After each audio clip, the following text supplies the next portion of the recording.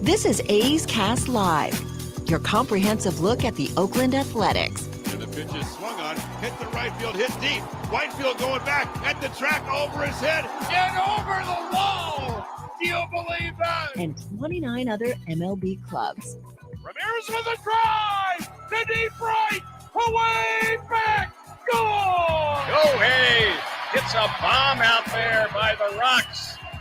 And boy, oh boy, this third inning is now showtime. It is a Judgian blast. All rise. Here comes the judge. Join us as we take you inside the baseball universe, from humidors to spin rates to game-changing moments. We have you covered. Spend your afternoon with us next from the town, only on A's Cast Live. Here's Chris Townsend. Well, once again, here from the winter meetings in San Diego, as we have so much to talk about. Dan O'Dowd, the former GM and now does television for MLB Network, is going to join us as we are round 2 of A's Cast Live, another 3 hours after this morning. And I've said it before on this show, he's my favorite GM on television. Nobody better. And Dan, it is great to see you once again. How is life treating you? You just say that because there aren't many ex-GMs on television. The bottom line is you can't say I'm wrong. No one's better than you, ex-GM on TV. Yeah, life's been good. Thank you so much for asking. Thanks for having me on. Well, the last time we got to see you was here at the Winter Meetings. We've talked to you since. Yep. We know you have that great project going with your son in that business. How is that going in the baseball world? We're actually here, set up shop here with the Technology Expo. Chris, going great, man. My son Chris has done such a wonderful job with it. We have so many 8 to 18-year-olds now utilizing the product. I think we're really starting to make a difference in the quality and instruction and the development of young players. Think about your great career and what if there was any technology in baseball to where we are now and to where you are with your son getting into technology. Just think about that. I could really use the type of technology that now exists in the game, especially in the environmental conditions that I dealt with in Colorado. It would have been so helpful in development of a roster and really development of individual players. I can't tell you how much we lacked in our game to be able to do that. It's tremendous where the game has gone to. I actually feel the next frontier in the game. I think the analytic playbook has been such that I don't know if there's a lot of competitive advantages anymore in utilizing data. I think all clubs are trying to pretty much know the playbook, but I think the next frontier in the game is performance development. I think you'll see both clubs and individual players invest so much in technology to be able to, one, maintain health and performance for longer periods of time, and for clubs to maximize performance skills of the individual players right from the entry of the draft all the way through the conclusion of their big league careers with that individual organization. Yeah, I think a lot, golf is very similar to baseball when we deal so much with technology, but the biomechanics of how the human body works. And I think kind of like the last frontier is neuroscience. Yeah, how does the brain work? But brain surgeons don't even, it's so hard. Actually, I think the skill development in baseball is all about brain mapping. I think you execute a skill over and over and over again. And if you map that skill within your brain. And that's why when you watch major league players execute a skill, it looks so effortlessly. Yeah. Because it's gotten to the point that's not anything they cognitively even think about doing. They just can do. But that doesn't happen overnight. That comes from thousands and thousands of repetitions over and over, done the right way. What technology has done is allows you to use that skill repetition in a way where you maximize the individual rep of every single one so it can be done quicker. And I'm so excited for the future of our game because I just feel like that whole age regression model that clubs use at some point in time, that's not going to be as prevalent as it's been in the past. Always going to be somewhat prevalent because for me, Trey Turner's body moves as such. I think there's a chance for him to have sustainable health, whereas Carlos Correa's body doesn't move as well for me because there's a little bit more rotational, kind of like an Anthony Rendon body type that may not have as long sustainable health. but understanding those markers and being able to work with the individual players on those things to be able to help elongate their performance in their career. I mean, I just think we're scratching the surface. If we were doing this a few years ago, we'd be talking about how everybody wants to get rid of guys in their 30s. We don't want veteran guys. And all of a sudden, it's kind of like we're going back. I think like the A's of the late 80s, the Toronto Blue Jays, when they were bringing in Molitor and Winfield and Dave Stewart, our buddy, and Ricky Jack Henderson. Morris. You guys in Cleveland were bringing in Eddie Murray and older players. The Yankees did it in the late 90s, early 2000s. We're starting to see that again, where we're valuing DeGrom. Where look at Verlander at 39 years old. We're valuing the older player again. I think the industry is looking at all those guys as one, a mistake, or two, outliers. And I think it's going to be more a common thought process is that they aren't. I don't think you're going to paint anything in our game with the same brush. I think the game is always evolving and changing, and what's good for one player not necessarily be good for another player. But I think it's starting to be archaic as we look at those age regression models and say everybody, when they get into their mid-30s, shouldn't, no one should sign a contract beyond their mid-30s. I feel like that's getting a little archaic view in our game. Yeah, I'm glad to see that. I think it's better. I think for it's good for our our game. Yeah, I'm happy with the money that's being spent. I think that's, that means we have a very healthy industry. All right, right down from us is the Yes Network. And we interviewed you last time in San Diego from the exact same spot. Yes Network was there. Garrett Cole signed, and like the place went nuts. Yeah, $325 million. And now here we are waiting for Aaron Judge. Tell us, as an executive, when you've got a big fish on the hook, but yet there's another hook and another hook, right now the San Francisco Giants. What is it like when you come to these meetings with one objective? It's to land that big name. I never was in that position because I never had the financial capabilities of playing in those arenas. But, from a smaller perspective, I think as a GM, it's really problematic, not having multiple plans in place. I mean, I think it's when you allow a superstar player, a very unique player, to get to this stage of the free agent process, I think it's foolish to think that it's a definite he's coming back to you. So, I'm sure that Brian Cashman and his team have already put together multiple scenarios that they'll pursue. It doesn't mean they'll get it done, but that they'll pursue if Aaron decides to sign with the Giants. I'm sure that Farhan and his group have put together multiple scenarios if Aaron decides to go back to New York or whatever other club might be involved. So I don't think you actually sit there waiting on bated breath as much people think. Because the realistic understanding is that, hey, when you let it get to this point, it's obvious anything can happen. How much, though, is money allocated to this that if it doesn't happen, now I've got a bunch of money to spend, but I focus so much on this? Yeah, well, the problem is that the window to spend that money on other players may longer not be there. Now, it seems to me right now is that it's a domino effect. Like this signing is holding up maybe where Correa ends up. Yeah. And maybe where some of the Haneker ends up and Benintendi ends up and Nimmo ends up. So I think there'll be a waterfall effect once this signing does take place. Yeah, I think of Correa because, the Giants, if they can't get him, obviously the money's there, and that's got to be so tough. Then let's go to the flip side. Like David Force, we had him. He led the shows off with us, our general manager. Yep. What is it like? And I asked David, let me ask you. I've been on David's side of it, so I understand that. So how do you get better in these 3 days when you're David Force? Yeah, I think I think every decision that you make within the game in that position, really any position, you try to incrementally improve your organization.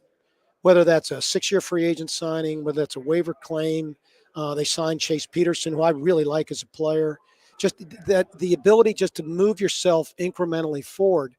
I always was a believer that it wasn't just one decision that turned around a franchise. It's the thousands of little decisions that are made really well over a lot of years that turn your franchise into something special. And the beauty of what the A's have is that they have such continuity of approach with their people. A lot of their people look at things the same way from an evaluatory standpoint because they've been together for so long. And I think it's fun. I'm sure that David probably would prefer to have held on to all the talent that they unfortunately gave away. But, hopefully their stadium situation is going to come to a resolution at some point in time and he can begin to build. I enjoyed that. I enjoyed building something for what that may look like in the future. And then having that come together is an incredibly rewarding experience. What's it like for David to have Sean Murphy, a lot of control left, a lot of teams want him, you've got the leverage there. Yeah, you do. You put a high ask on it, and if you don't get your ask, there's no reason to do it. I think that the key is with that one. It's really interesting to me because I love the Langoliers kid too. And they both need to play to be able to develop. And yet, if they don't trade them, you don't have to start Langoliers' clock either, because maybe the rest of your team is not necessarily ready to compete right now too. So they're in an envious position because you have teams that really need catching right now in our game. Contreras' situation is interesting. I'm sure his ask is high, and you have to give up a pick to be able to sign him. So they're really in it. But, Toronto's got some good catchers available too. They're in a really good position, but they don't have to do anything, which is always the best position to be in. Who are some players that haven't signed that you're looking at and you go, I like this guy. He can help a lot of people. I've always studied the position players. I think Vasquez is a really fallback, nice catching combination. I think he's a lot better than what the industry gives him a chance to. Again, I like the Chase Peterson kid. I like Dominic Smith. I think he's a kid that I've liked all the way back to his draft days.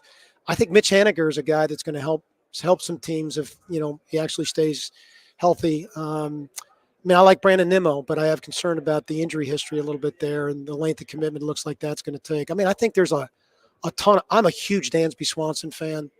I think he's a tick below maybe from the other shortstop. It's just this kid wins wherever he goes, and he played 160 games this year. He's just durable. And I think it's hard to find those kind of players within our game. I have 4 questions that I came in for the 4 shortstops.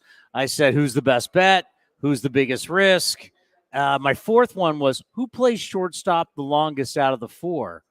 I think Swanson plays shortstop the longest out of the 4. What do you think? I agree completely. Yep. I think he's the best defender of the 4. I think Correa's got tremendous defensive skills, but I think Dansby's way more consistent defensively. I think he's an elite defender.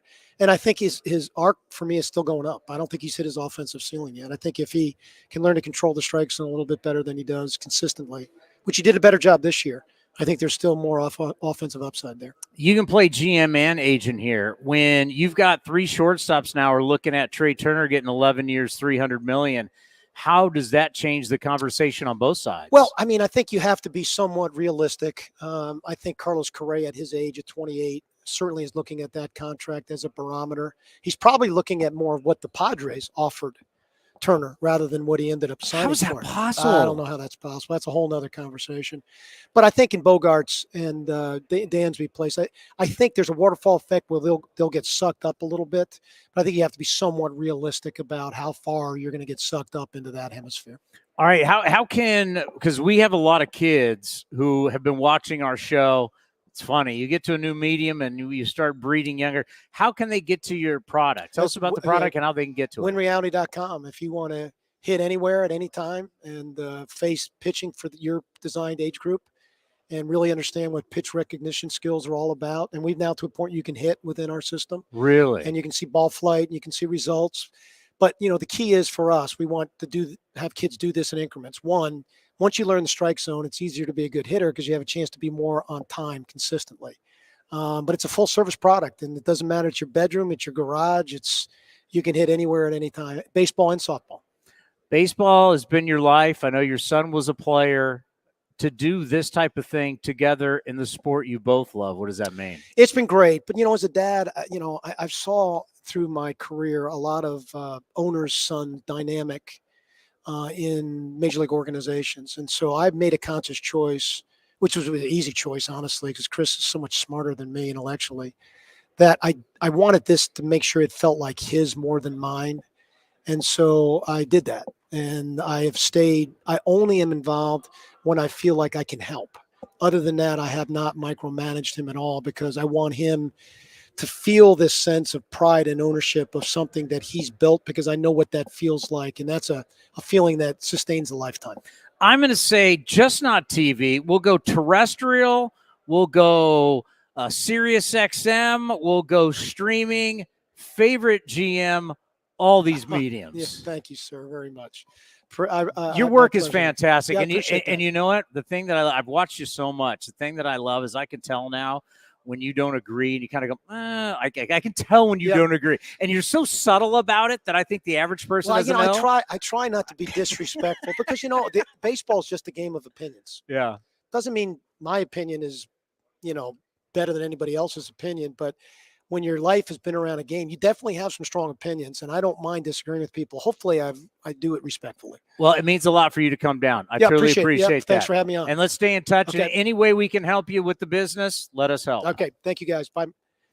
We got more coming up next right here on A's Cast Live. The Coliseum has gone by many names, but none better than the Last Dive Bar. Hi, everyone. Ken Korak here, and my friends at Last Dive Bar are helping us celebrate our longtime home. Last Dive Bar has the most unique merchandise for all Oakland baseball fans. T-shirts, sweatshirts, the Ray Fosse line, and my personal favorite, the lights have taken full effect. Visit their website at lastdivebar.com or follow them on social media at Last Dive Bar. All proceeds are invested back into the A's Community Fund and their affiliated charities. Go to lastdivebar.com. That's lastdivebar.com.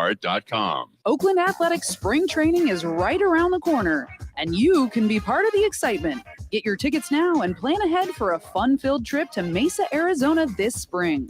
Pack the sunscreen, bring your friends, pick up some ballpark classics, and watch your green and gold get ready for the regular season. Get your tickets today to see the Athletics take on the Giants, Padres, Cubs, Dodgers, and more. Tickets are on sale now at athletics.com/spring. That's athletics.com/spring. Hitting the road with the family. On your way to nonstop adventures. No worries ahead, because you can stop at a Chevron station along the way. Get fuel for your car, fuel for your crew. That's Chevron with Techron for unbeatable mileage and snacks for all. Coffee for mom, chips for the kids, cold drinks for dad, for the road ahead. Toss in some laughs, out-of-tune singing, and a zillion "Are we there yet?" And you just made lifelong family memories. Chevron, together ahead.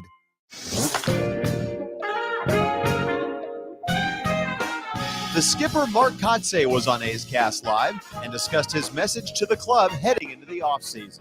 I was loud and clear yesterday. We had a discussion about obviously what we've done this year, how we've grown, and the expectation level for next year in terms of the preparation, right? And it was built off yesterday's or the night before's game in terms of, just the transitional from the guys that are on the roster that won't be here, the guys in the room that should be here, and the guys in the room that, need to continue this culture. And that's that grit, right? We talk about this long-term perseverance, this commitment to a goal, right? And it starts now, and it starts in their training for this offseason. So like you said, no guaranteed contracts, 33 rookies, 64 players, I think, or more. 64. And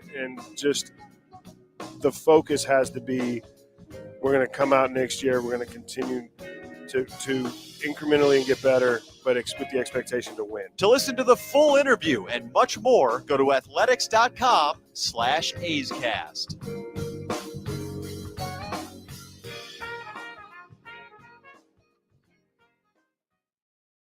Coming in at 5'3", it's number one mom. She switched to Xfinity and got the all-new 3-for-1 bundle. Unlimited internet, streaming, and Xfinity Mobile. All for what you could pay wireless companies for just one 5G unlimited line. Boom shakalaka. Go to Xfinity.com/3-for-1, call 1-800-XFINITY, or visit an Xfinity store today. Limited time offer, restrictions apply. Xfinity Mobile requires post-pay Xfinity internet. After 24 months, regular rates apply to all services and devices. Unlock offers and receive exclusive in-game features by downloading the MLB Ballpark app for iPhone and Android today. Plus, get the latest information on game times, schedules, and more. When Northern California businesses need some pop in their lineup, they call the bank rooted in the East Bay. Mechanics Bank. Since 1905, Mechanics Bank has been helping Bay Area and Northern California businesses find success and perform at the top of their game. See how they can make a difference in your business today. Call or stop by your local branch or visit mechanicsbank.com. Mechanics Bank, the official East Bay bank of the Oakland A's. Member FDIC and equal housing lender. Like sports, business is about winning.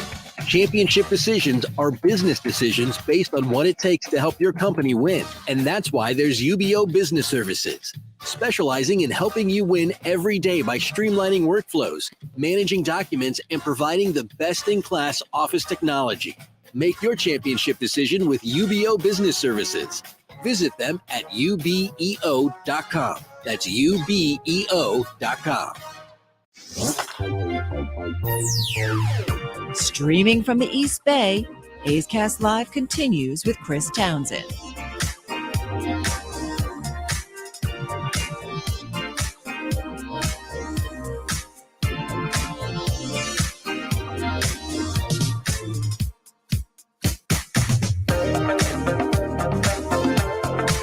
Yeah, let's go. 6 hours live programming from the winter meetings.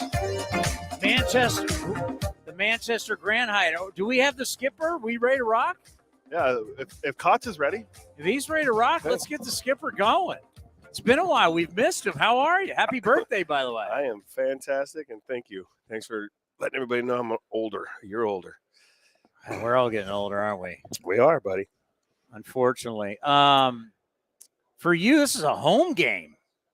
Down the street, hey, Nest Bedding. I was in my own bed last night. You were in your bed last night. Huh? Let's give a shout out to Nest Bedding. How is the Nest Bedding going at USC? Fabulous. She's finishing up her first semester there, and she's living her best life. Let's just say that. Oh, can you imagine? I mean, you think back, going to college, getting out of your parents' house. How's your wife doing with it? She's doing all right. We still have two in the nest, so I think the other daughter, looking at Santa Clara, a few other colleges to go to. She'll leave next year, and then it'll just be Trey and Jay. So that's unbelievable. Winter meetings, always interesting. What is it like for you coming in now a manager? Because we really didn't have anything last year. Now this is the full official. You're walking around, manager of the Oakland A's. What's that been like? Honestly, it's very humbling, for one. It's taken a long time to get to this position. Last winter meetings I was at, I was quality control coach. So that was actually the last winter meetings were here. 2019. We were right here. Right here in December. Same place. Vividly remember Billy Bean sitting in the suite telling me he's not shaking hands anymore. And then COVID hits in March and nobody wants to shake hands. So he was way ahead of the curve. And you're thinking, what the hell is he talking about? And he was right. When you've had probably some time to sit and reflect on the first year, anything that you could share with us that you think about in this first season of being the manager, something that you've wanted to do now for a long time? Yeah, I think the magnitude of the position still kind of sits with me in terms of just the amount of work, but yet the amount of emotion that you feel as the manager, as opposed to even the third base coach, the infield coach, the hitting coaches. You take every win and loss, and the losses hurt. They hurt. It's harder to let them go. But, looking back on our season, the wins and losses obviously aren't, comfortable. We expect to be better this year, and we're going to build that culture again to prepare to win every game. And I think, we saw in September a lot of growth from our young players, not just from success and performance, but from preparation, from, their routines and the understanding of the amount of work it takes to be the best major league player possible. You knew that the team wasn't going to win a ton of games, but yet it's just your nature to win, to grind. It's like you knew going in what the situation was going to be, but it's just who you are. It's just like you're not going to accept that, and that's just something you're going to battle through. What's that like? I think you describe it really well. Like, yes, our level of expectation amongst Major League Baseball isn't that we're going to win very many games, but we were the only team in Major League Baseball to sweep the Houston Astros in the regular season. We got swept in Anaheim our last before our last homestand. Anaheim comes in for our last 3 games. We could have shut it down. We could have folded it in. We swept them. So there's something to be said in that culture and that character building that starts from day one in spring training about the amount of work it's going to take to get back to where we want to be. Well, David Forks was here, started off our show yesterday. I want to say it was, one something. And he said, hey, listen, one of the deals is that we're out here trying to get better. And because I asked him, I said, how does this team get better? How does this team get better in these 3 days? And he says, well, we've got contracts out to people. I know you can't talk about a player that was just signed, but Sam Fold was just here, by the way. We're like, hey, Sam, so you signed somebody. You can't talk about it, but you just signed somebody, It's just the nature of the business. But you signed somebody. There's contracts out there. You're looking to get better here at the winter meetings. Yeah, I mean, we look to get better every day, and I think that was a reflection of what we tried to accomplish this last season with the amount of players that we went through. It wasn't always necessarily a change in roster because of injury. It's a change in roster because of performance. Or, at the end of the day, we're doing everything we can on our end to improve the talent level, to improve our chances to win baseball games, and that will continue when we leave here.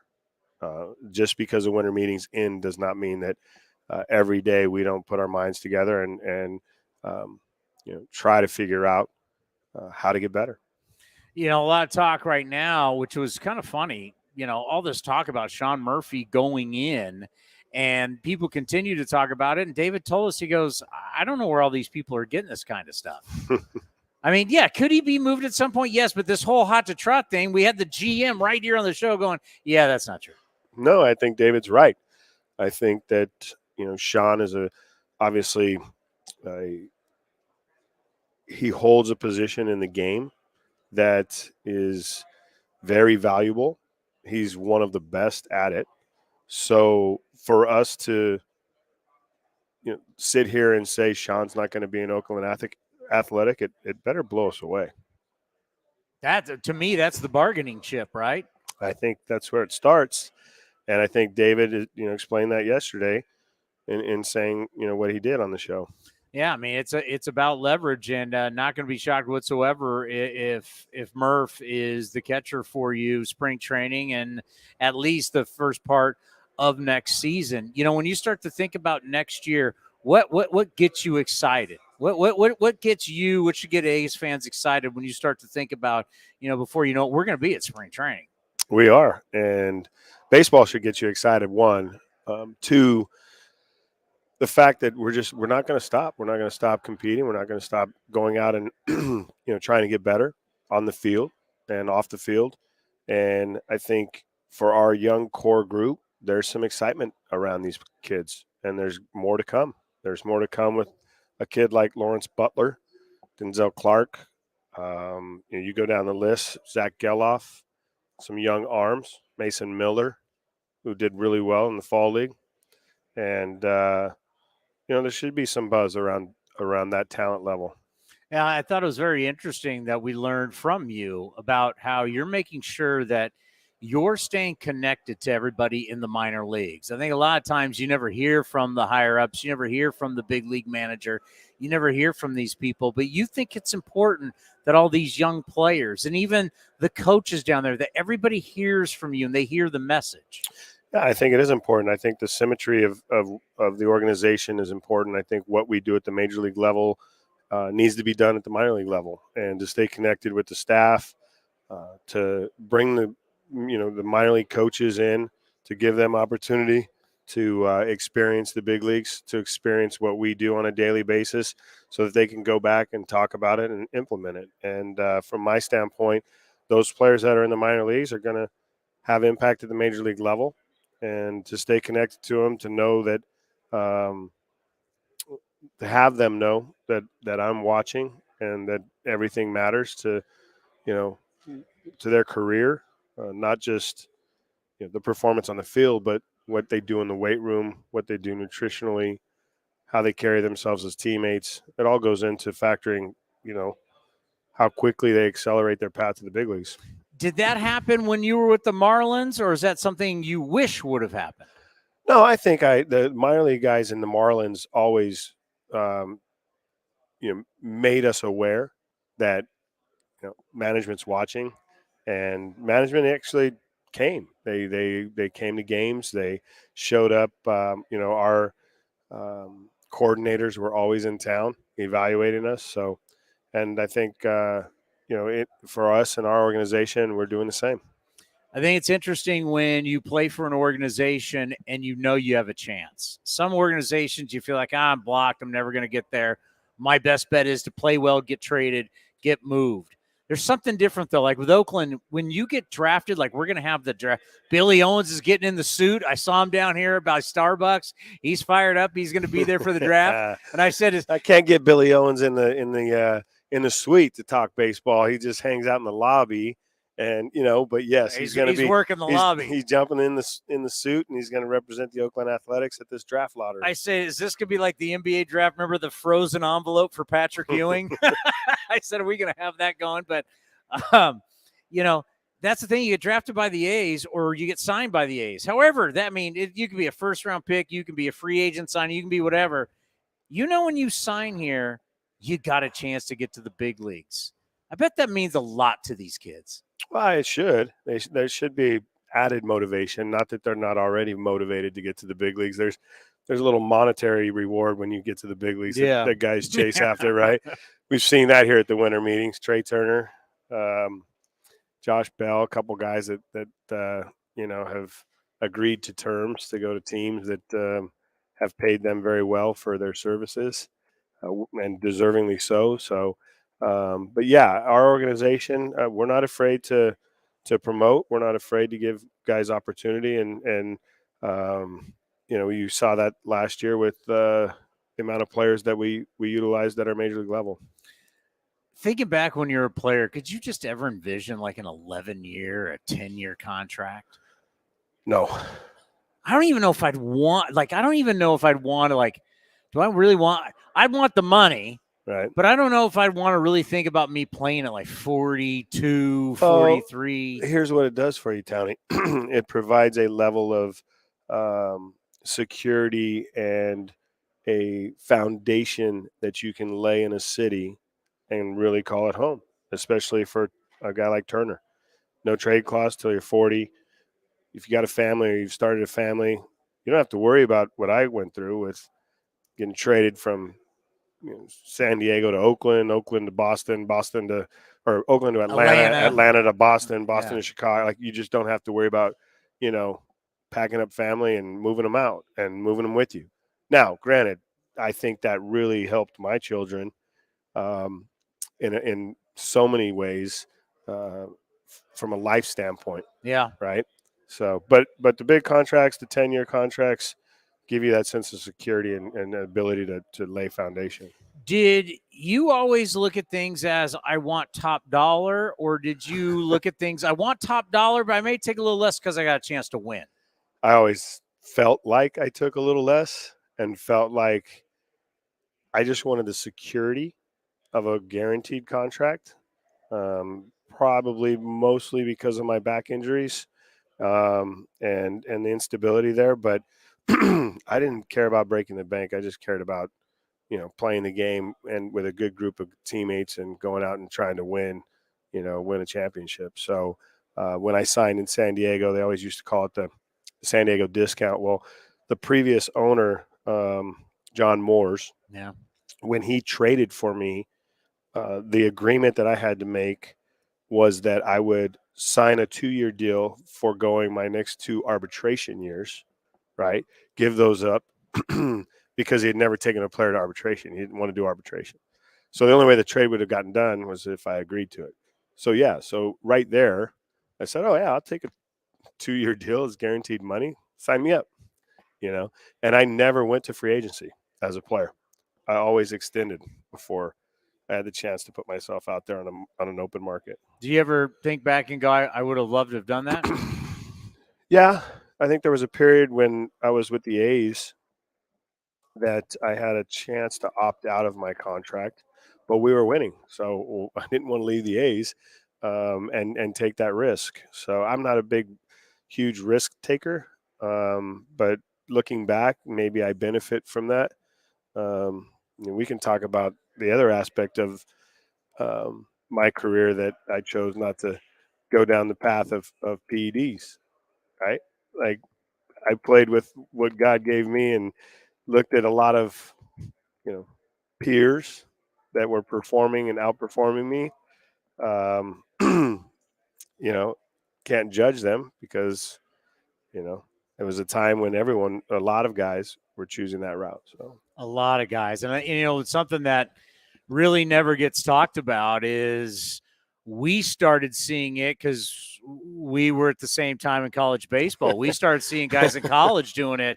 And I remember going, I got beer money. I got money to go out and have a good time. Right. And the stuff they were doing was very expensive. And I'm like, the health risks is just, but that's something that was going on a lot earlier than people think. Yeah, it did filter into college. There's no question about that. You look at guys that were grinders in the minor leagues that knew that they were just short from a talent level, that they're going to be told, hey, go ahead and take this for 6 weeks and watch your performance go, through the roof. And you're telling me they're not going to do that because it's your one path to possibly making it to the major leagues. Like, I don't judge people for making that decision for sure. Well, you have been hitting 500 in college then. Would you hit like 420 or something like that? 420 junior year, 421, I think my sophomore year, and 385 my freshman year. Let's end on. That's when I could really play, Tony. When I got to the big leagues. I saw it. I was there. Dominated. I lived it. We did beat you on that Sunday down there at Fullerton, though, if I remember correctly. The year you won the national. I don't remember that day.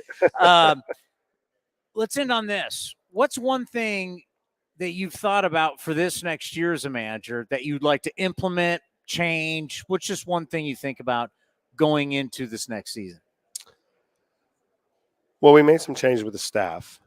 Hey, your buddy Brad Osmus is gone. Yeah, Brad's gone. He's going to choose a different path. We promoted our third base coach, Darren Bush, who's been in this organization and who I've coached with for 7 years, to the bench. We moved Eric Martins over to third base. I was really impressed with Eric on the field at first this last season. His instincts over there were good. So we're going to move him to third. And Mike Aldretti is going to go back out to first base. The experience that he has there, and just love to see him out there. It's Aldo, man. It's Aldo, yeah. Right? So Marcus Jensen will come in out of the bullpen. And the reason for that move is to bring Marcus closer to the catchers. So there's a line of communication going during the season. And we hired a pitching coach, a young pitching coach that's going to assist Emo this year. And I think it'll help him out, with the amount of work that's required for that pitching role. I think it's gonna help him in a lot of ways. So Mike McCarthy will go down to the bullpen and be our assistant pitching coach.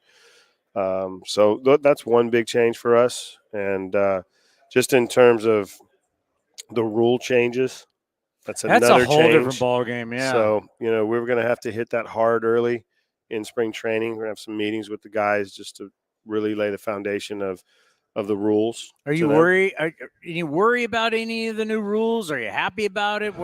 It's going to challenge the hitters, I think, in their routines. They're going to have to make adjustments, but that's life. That's life. The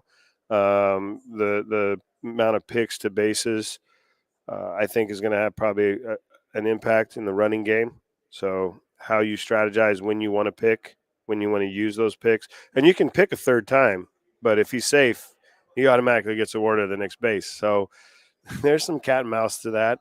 I don't think the bigger bases are going to really impact the game that much. Hopefully they reduce injury, right? I thought about this, though. Think of how many bang plays we have. And umpires are so used to sound also when making calls. Yeah. But now the base is a little bit bigger.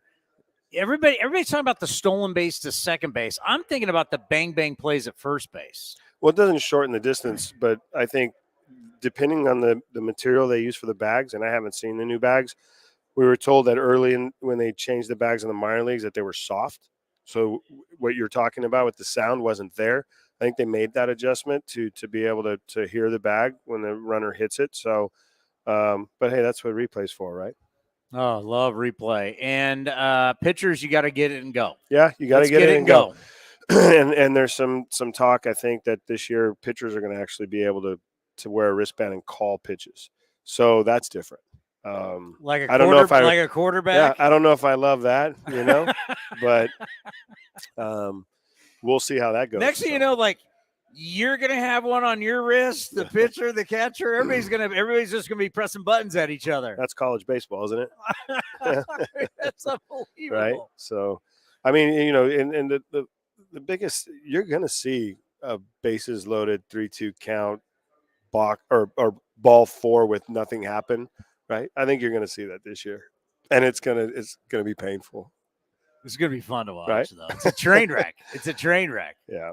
Well, happy holidays. Merry Christmas. Thanks, to buddy. you and your family. Enjoy. And before you know it, we'll see you down in Arizona. Hey, you got a living legend behind me, right? You got Tito coming on this next?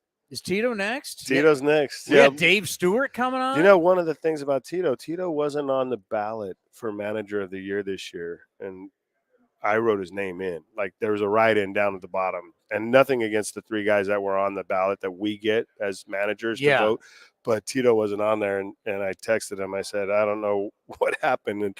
But I wrote your name in. And for all the right reasons. I mean, he did an amazing job with that ball club this year. And I love Tito.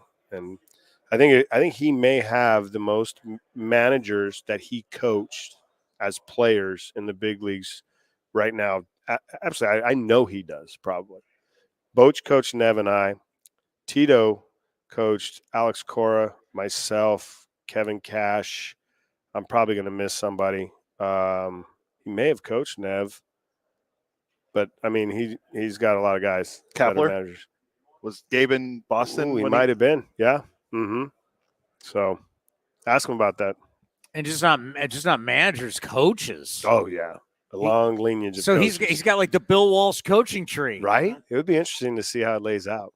Well, thanks, Townie. Thanks great for having stuff. Me, we'll talk to you soon. All right, buddy. We got more coming up next right here on A's Cast Live. Oakland Athletics spring training is right around the corner, and you can be part of the excitement. Get your tickets now and plan ahead for a fun-filled trip to Mesa, Arizona this spring.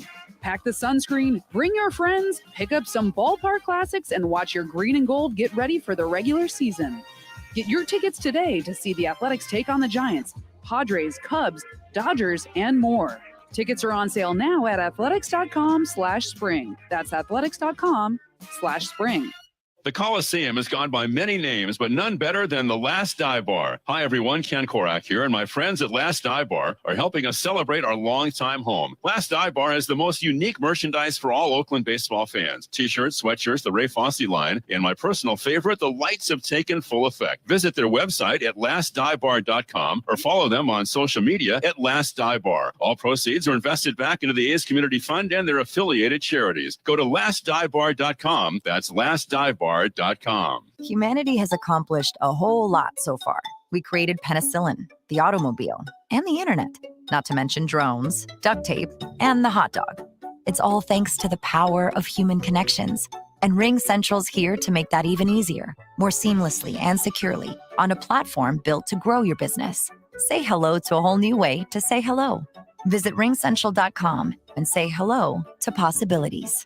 Ring Central. Message, video, phone, together. Martin Gallegos of MLB.com stopped by A's Cast Live and laid out the plan to build the next core of players for the A's. In terms of getting more competitive towards next year, you hope that, some of these guys who got called up this year, like Shea Langoliers, Nick Allen, Jordan Diaz, some of these guys, take that next step next year, have their full year under their belt. And along with, other guys like Tyler Soderstrom and Zach Geloff finish the year at AAA, you hope that those guys can come up at some point, whether it's, the second half, and kind of start, building something here, a core group of guys like we saw, a few years back with Chapman, Olsen, Pinder, all these guys that came up. See these guys, who have won together in the minors kind of start to mesh at the big league level. And if you can kind of develop that core next year, I think that's what it's all about for next year. Taking a step forward, being more competitive, winning more games in this year.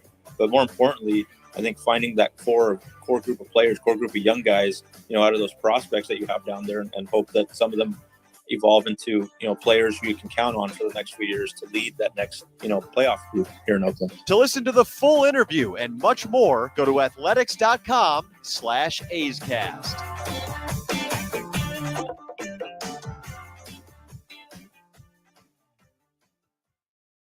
Coming in at 5'3", it's number one mom. She switched to Xfinity and got the all-new 3-for-1 bundle. Unlimited internet, streaming, and Xfinity Mobile. All for what you could pay wireless companies for just one 5G unlimited line. Boom shakalaka. Go to Xfinity.com/3-for-1, call 1-800-XFINITY, or visit an Xfinity store today. Limited time offer, restrictions apply. Xfinity Mobile requires post-pay Xfinity internet. After 24 months, regular rates apply to all services and devices. A's fans, there is no better way to stay in touch with the A's and even our players than following us on social media. Just head over to athletics.com/social. That's athletics.com/social for a full list of our social coverage, from player accounts to Twitter handles and more. Now is the time to stay in touch. Head over to athletics.com/social. That's athletics.com/social today. The Oakland Athletics begin spring training on February 25th. Now's the time to make plans to catch us in Mesa, Arizona, and enjoy the sunshine with your family and friends. Buy your tickets early for the best seats at the lowest prices as your green and gold take on the Giants, Dodgers, Padres, Angels, and more at Hohokam Stadium. And Tony, it's a deep drive to right in the corner. Gritchick going back. He'll turn and watch it fly. Get your tickets at athletics.com/spring. That's athletics.com/spring.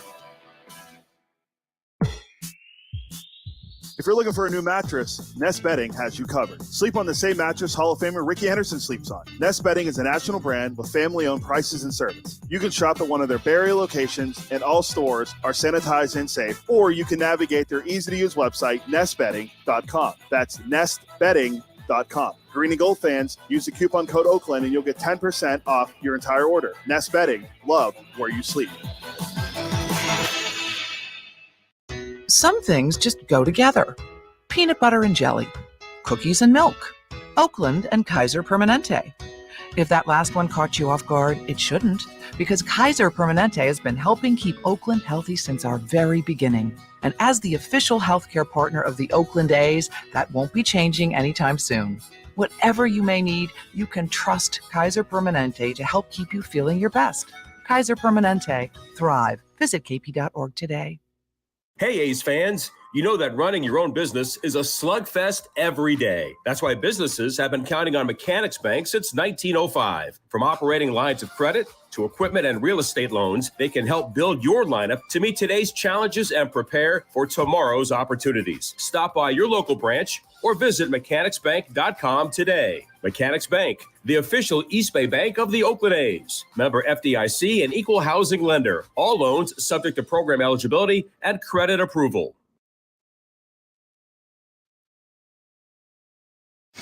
A's Cast Live continues from the town. Here's Chris Townsend. Well, we have had one major signing here in the afternoon as everybody continues to wait. By the way, do we have any chargers that I could use? Computer or phone? Computer. Yes, mine's down there. Where is it? It's way down there. Can somebody hand it over? Josh Bell has signed with the Cleveland Indians. The Guardians. Why does everybody get still so upset about that? But because that's their name. They're the Guardians. But why do you feel so compelled? It's a Guardian. Why do people? Robert Costa did that to me all the time. It could be casually like, "Hey man, it's Guardians." Why do you feel so compelled to jump in? Like we don't work for them. True, we don't. Like, is it a crime if I call them the Washington Redskins? Is that a crime? It's not my fault they changed their names. Are we looking for a power source? But Josh Bell has signed a deal. Terry Francona, the manager, the AL Manager of the Year, is going to stop by A's Cast Live. He's going to be here at 2 o'clock. And Obviously, he is not going to be able to talk about his new first baseman / designated hitter. But I mean, Terry's got to. I mean, he's got to feel pretty good about what he's got. That club that he had, and to talk about baseball and play a certain style that I so wanted him to beat the Yankees in the playoffs, and unfortunately, that was not the case. But the fact that the way they played the game, where they made a lot of contact, they didn't strike out, they played defense, their pitchers gave you innings. We have a signing that's just gone down. Andrew Heaney is now a Texas Ranger. Wow. So they picked up Odorizzi. They've now picked up Heaney. They got DeGrom. They got John Gray last year. Well, the Texas Rangers. Remember, Heaney was really good for the Dodgers. He was 4-4 with a 3.10 ERA, but like halfway through the year, he hit an ERA under 2. So yeah, Texas is, they're building. I brought Martin Perez back on the qualifying offer. So that's just 4 guys, and Dane Dunning might be their number 5. So there's your rotation for the Rangers, possibly. You got Jack Leiter, Al Leiter's son. Once again, let's stay away from saying 5 guys are your rotation. True, because we know that you are not going to only use 5 guys. That's something in baseball we got to get away from. We have to get away from in the preseason mode, and especially the hot stove league mode, that we say, oh, here's your 5 starters, because no one's using 5, no one's using 7. Everybody's going to be basically using 10 or more. You can't count on 5 guys. But I got to say, congratulations to them. You know what? I felt bad for them that they opened a new ballpark. COVID happened. And the only thing that they really got to benefit from COVID was the fact that they got to have some fans in the ballpark, and then they got to host the playoffs in the World Series. Yeah, what's up with our MiFis here? Check that one. Go to that one's. I don't know. I think I'm going to be over the usage. It would be the Franklin. Yeah, click on the. There you go. Let's see if they can connect. Yep. I'll give you the password. Oh my God, what do we got going here? There's the password. There's a bunch of letters and numbers. Thank you. All right, what was I talking about? Rangers and their rotation. No, Rangers. So I felt bad because anybody who makes that commitment to a new ballpark and they don't get that honeymoon, and it's because of a pandemic, it's sad. And, I think we had our legendary battle with the Texas Rangers in 2012, but I don't in any way. I hate the Astros. I do not hate the Texas Rangers. I have no ill will against the Texas Rangers. So I felt, the fact that you build that new ballpark, everybody says it's great. You've been there, right? You said It's beautiful. Yeah, it was a great ballpark. Everybody said the guts are just, you go down, that their facilities inside, we got clubhouse, workout, everything is second to none. And the fact that the only thing that you get to say is that you open a new ballpark, can't have fans limited capacity at the end of the year, and you get to host the World Series. You get to host NLCS and the World Series, and that's it. And that's kind of you're supposed to have this grand honeymoon of 3 million fans, and you get packed ballpark and the excitement, and they didn't get that. But I'm happy for Texas, and it'll, if they're going to come on, and I'm not going to have a problem if they're the team in Texas taking on the Houston Astros and maybe knocking off the Houston Astros. Bruce Bochy was sold something. He was sold that they were going to go out and they were going to do everything they can to get better, because there's no other way. Why else would Bruce Bochy? He never said he was retired, but he was not going to leave what he had. Consultant still with the Giants, living down here in San Diego, living the good life. He was not going to give that up to go manage a bad team. He was not going to go do that. So he was sold that they were going to do everything they could to turn this thing around, and they were going to invest, and that's exactly what they've done. And as you look at Heaney last year, I mean, not tremendous volume, 16 games, 14 starts, a 3.10 ERA, very good. 110 strikeouts, 72 and 2/3, 31 years old. Nice little paycheck for him, adding another left-hander. You can look at the names and you could say, wow, look what the Rangers have done. But between him and DeGrom gave you 11 starts last year, and Heaney gave you 14. Yeah, not much quantity from either of those guys. And Heaney, like I said, he had an ERA that was really well. Like, he was doing really well throughout the year, and then he was typical. I wouldn't say typical, but Andrew Heaney's never been a guy kind of on the go every 5 days, even when he's with the Angels. And remember how bad he was with the Yankees a few years ago when the Yankees acquired him? It just, hopefully maybe come back to the AL West will help him out. I mean, they're trying to put together a rotation, but let's just think about it. We'll go 6 guys. It'd be DeGrom, Perez, Gray, Odorizzi, Heaney, and Dunning. And then you got a couple guys like Jack Leiter, Al Leiter's son, and Kumar Rocker in the minors. The Vanderbilt boys, but I don't know if they're coming up next year. Are they coming up next year? Probably not. And then you got Glenn Otto, who you got in the Yankees deal for Joey Gallo, who Scott Boras is saying that Gallo and Bellinger are both looking for a 1-year deal. Sounds like Oakland A's already. If you sign both, there's your center fielder and right fielder. What are you going to do with Seth Brown? First base. What are you going to do with Ramon Laureano? Left field. What about Connor Capel? So what time of DH? Oh, you don't have the answers, do you? I'm picturing, I'm putting together the lineup in my head. Well, I mean, you're just going to sign these guys to one-year deals. I mean, if you're trying to I know we're having fun here. Is that smart business, though? No, probably 1-year deals? Because the only thing you're going to get out of them is if you trade them at the deadline and they're worth anything. That'd be my first thought. That would be, because they're going to walk after the year. So is bringing on, I love the idea of one of them. I would have no problem with one of them. 2 of them, you're not building anything. Who would you rather have, though? I mean, they both have won a Gold Glove. I would rather have Bellinger. Yeah, I would. Younger. I think he might be able to rebuild his image quicker. Andy Martino from SNY. This is on Twitter. Yankees still have no information on whether Judge, meaning Aaron, is coming to the winter meetings. So, hanging out with Tom Brady last night in Tampa. We were joking that the Rays were going to swoop in and sign him because they just missed out on DeGrom. So, I don't know. So, Andy Martino of SNY saying that Yankees have no information on whether he's going to show up here or not, although we were told that he might, I guess, from last night. But so you have heard on this program, and we have heard walking around, talking to certain people,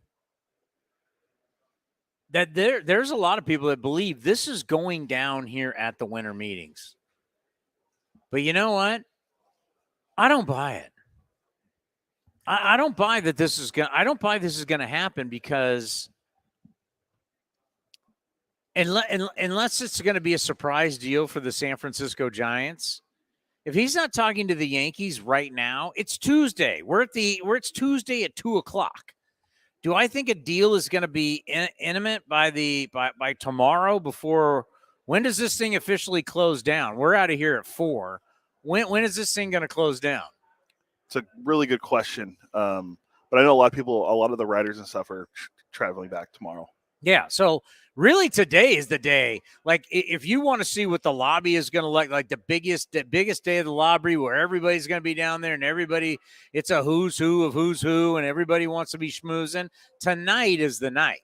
So if Aaron Judge, they don't even know whether Aaron Judge is here or not. I mean, that to me speaks volumes. I mean, what a big question mark. I mean, that really is. Now, if he's going to be here, it will be a big splash, no question. But we got a big splash for you. When you talk about the American League Manager of the Year, and when you talk about probably one of the greatest things ever, former A's bench coach back in the day. Terry Francona is with us here on A's Cast Live. How are you? It's been a long time. It's been a while, but it's always good to see. For anybody that spent any time in Oakland knows how close the group got. And it was 1 year, but the memories and the relationships seem like far more. I know that year meant a lot to you in your career. It did. It really did. Billy told me when I came there, he said, if we do well, you're probably going to manage again. And I remember him saying that, thinking, that's interesting. And he was right. Yeah. But Maka gave me a ton of responsibility being the bench coach, and we had a fun team, with Hudson and Zito and Mulder and Shavy and the guys and Miggy. It was a fun team, but it was just it was a real good learning year for me. We just honored a lot of those guys, the 02 team, because, right, the anniversary. And it's so funny. And you and your family have been in this game for so long that the A's have always, and still to this day, run like a family business. We have people who have worked with us. Keith Lippman just retired after 54 years. I saw that. Steve Vucinich after 52. It's just been that family atmosphere. And once you've been in that family atmosphere, for God's sakes, just a few minutes ago, your former player, now our manager, Mark Kotsay, was in that seat talking about you. It's like when you've been around the A's, you understand it's like a family business. It really is. I can remember so many day games where 20 of us, uniform people, not uniform people, we'd head to this bar and we'd eat and have hors d'oeuvres and laugh. It is a family atmosphere. Voos and the clubhouse kids. I mean, I still talk to those guys. I mean, Yeah. it is. You're completely right about that. When I think about one of the greatest things about your career, and we can talk about awards and we can talk about championships, but Mark Kotsay just brought it up. You kind of got like the Bill Walsh coaching tree going on right now. You think of all the players that played for you, that have managed, that have coached, that have stayed in the game, that are in the front office. How proud are you of all these young men who played for you, learned under you, and then are now a big part of other organizations? I don't know about the learning part. I probably learned as much from them as they ever learned from me. I think baseball's good that guys like that stay in the game, because the money that's made now, they don't have to. But guys like Kotz, Cora, Kapler, Cash, I mean, they're good for the game. They're hard to play against because they're smart baseball people, but it's really good for the game and it's healthy for the game. We're always going to root for you, but this year, man, the way you guys played is a way that I think we all love. People who love baseball, we're so tired of the 4-hour strikeout, walk, home run game, the 3 true outcomes. When you guys were in town, Stephen Kwan's a Bay Area kid, so we had him on the program, and it's just like the way you guys play. How proud are you the way your guys play? You guys played baseball the way baseball's supposed to be played. That comment right there made my day, because I am proud. But and our guys, I think, took a lot of pride, as they should, because you can't just do it sometimes. Do it right. You got to do it all the time, through frustration, through good times, through bad. And we have a lot of young players. And sometimes when you're trying to find your footing, in our league, it's easy to lose track of, I got to play the game the right way. And they did a really good. And you named Stephen Kwan. He is right at the top of the list. When we put this kid in our leadoff spot, we took off. And that's hard to do with a young kid in his rookie year. Yeah, but you guys make a lot of contact. And, I think about the curse of Bambino. You help break that. You could do that. If you could do that again in Cleveland, I mean, it's 1954 was the last time they won. You ever think about that? Yeah, I get asked that all the time. And I guess my answer is it's not really my fault or anybody that my dad couldn't get it done. It's hard enough to win now. Yeah. But to your point, it would be awesome. There are so many. Cleveland's it's a Midwest, kind of where I grew up. I grew up about an hour and 20 minutes from there. It's a cool town. People are great. People are wonderful. Yeah. And I would love to be able to let them celebrate. That would be really cool. Now, we've been doing that. We had Sam Fold on earlier today, former A, by the way, now the GM of the Phillies, and he can't talk about his new shortstop. You guys have just signed somebody. I know you can't talk about it, but adding the pieces and adding a little thump to the lineup, how big is that for you? Hypothetically, yes, we really are looking for somebody to be a connector bat, like, a guy that can hit behind Hosey or, hit lefties, hit righties. So hypothetically, it's guys, we're looking for guys like that. That's about all I can say without getting in trouble. Guy swings like Naylor, hits it really hard. Yeah. Well, but we're trying to, we don't know what we're doing at catcher. Hedges is a free agent, and so he's earned the right to look around. That's his right.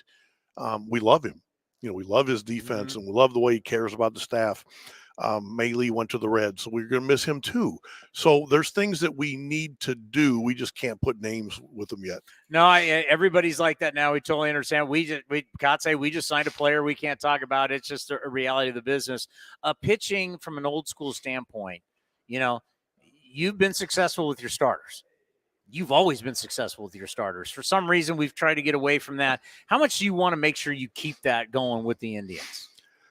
I mean, Guardians. No, yeah, I do that too. I know. I get scolded all the time. Me too. I still get caught wearing my Indian stuff sometimes. Somebody say, "Hey, you can't wear that." I'm like, "Oh, okay." A couple things. One, I think we have a responsibility to put our players in the best position to succeed. If that's a guy pitching 5 innings, okay, we'll do it. We don't want to penalize guys, though, for being good workers. And we've been so fortunate. I've been here, this will be my 11th year now. Our starting pitchers work their rear ends off. And I'm not talking about just now, because guys like Bieber and Quantrill and Savali and Plesac and Tristan McKenzie, but it's going back to Kluber and Clevenger and Trevor Bauer, those guys. They worked hard. So when the season get to August, September, their gas tank wasn't on empty. So you know what? We let them pitch, and I think they learn how to get out of trouble by going through that lineup the third time. And sometimes it pays dividends, sometimes it doesn't. But you kind of live and learn. And like I say, try to put them in the best position to succeed.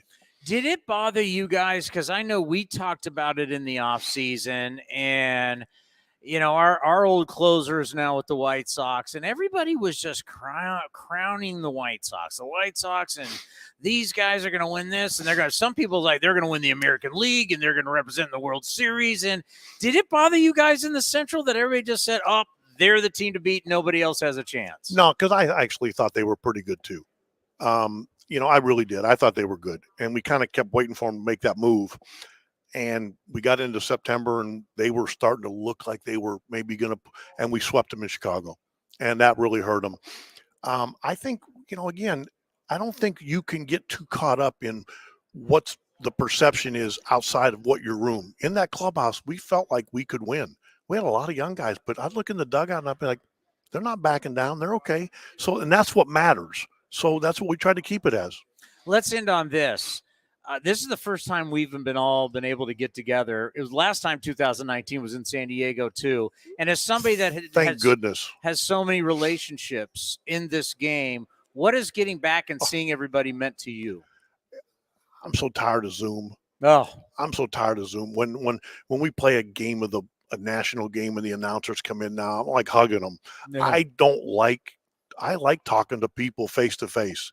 Part of what's fun about our game is the people in the game. I guarantee you, when I retire, I'm not going to miss the travel. I'm not going to miss the hotels, but God, I love the people in the game. They're just special people. And I've told guys I work with, I guarantee you, I hold the record for being around good people. I guarantee it. I've been everywhere I go. I've been around fantastic people. And just like we were talking about the year in Oakland, and I feel so fortunate for that. Well, when that time comes that you retire, you're still going to have to travel to Cooperstown. I can guarantee that, because they're gonna put you in the Baseball Hall of Fame. It's rightfully so. And I know this, that so many people still talk about you out west, out here with the Oakland A's. And it was just 1 year, but they talk about just what you meant and what a class act you are. And we're always going to be pulling for you, and we can't wait to see you during the season. Thank you so much. Thanks for having me. Thanks for your kind words. I feel the same way. Thank you. Have a great Christmas, great holiday. Thank you so much. You also. We got more coming up next right here on A's Cast Live. Like sports, business is about winning. Championship decisions are business decisions based on what it takes to help your company win. And that's why there's UBO Business Services, specializing in helping you win every day by streamlining workflows, managing documents, and providing the best-in-class office technology. Make your championship decision with UBO Business Services. Visit them at ubeo.com. That's ubeo.com. The Eno Sarris Show is sponsored by Fieldwork Brewing Company. Humanity has accomplished a whole lot so far. We created penicillin, the automobile, and the internet, not to mention drones, duct tape, and the hot dog. It's all thanks to the power of human connections. And Ring Central's here to make that even easier, more seamlessly and securely, on a platform built to grow your business. Say hello to a whole new way to say hello. Visit ringcentral.com and say hello to possibilities. Ring Central. Message, video, phone, together. Two-time All-Star and World Series champion Stephen Vogt joined Towney on A's Cast Live to explain why Oakland is so special to him. This is home. It always has been, always will be. We've loved everywhere we've played, right? I mean, that's one of the things that I've learned throughout my life and career and been told by mentors is be present. Wherever you go, wherever you're doing, whoever you're with, be 100% present with them and in that moment. And I've tried to do that in every aspect of my life and in every season of my life. But when I think about my baseball playing career in the major leagues, the first thing that pops into my head is the Oakland A's. And the 13 playoff run, the 14 wild card game, the All-Star games, and, you know, coming back this year for this final season, and just enjoying being back in Oakland, being in the Coliseum, getting to kind of put a stamp on those relationships that were formed the first 5 seasons I was here. And I couldn't have asked for a better finish on a personal level than to come back to Oakland and be with the people that helped mold me into who I am as a baseball player and as a man. To listen to the full interview and much more, go to athletics.com/A'sCast. This is Chris Townsend for the Chicken Pie Shop of Walnut Creek. Great news! Our indoor dining is back, along with our beautiful patio dining. Come taste our world-famous chicken pie that has been served in Southern California for 83 years. The Chicken Pie Shop of Walnut Creek has one of the most dynamic menus, plus a full bar. Pot pies, gourmet burgers, sandwiches, salads, flatbreads, and more. Don't forget, we still do takeout and delivery. For all the information, go to chickenpieshopwc.com. That's chickenpieshopwc.com. The Coliseum has gone by many names, but none better than the Last Dive Bar. Hi, everyone. Ken Korak here, and my friends at Last Dive Bar are helping us celebrate our longtime home. Last Dive Bar has the most unique merchandise for all Oakland baseball fans. T-shirts, sweatshirts, the Ray Fosse line, and my personal favorite, the lights have taken full effect. Visit their website at lastdivebar.com or follow them on social media at Last Dive Bar. All proceeds are invested back into the A's Community Fund and their affiliated charities. Go to lastdivebar.com. That's lastdivebar.com. Hitting the road with the family. On your way to nonstop adventures. No worries ahead, because you know you can stop at a Chevron station along the way. Get fuel for your car, fuel for your crew. That's Chevron with Techron for unbeatable mileage and snacks for all. Coffee for mom, chips for the kids, cold drinks for dad. You know, for the road ahead. Toss in some laughs, out-of-tune singing, and a zillion "Are we there yet?" And you just made lifelong family memories. Chevron, together ahead.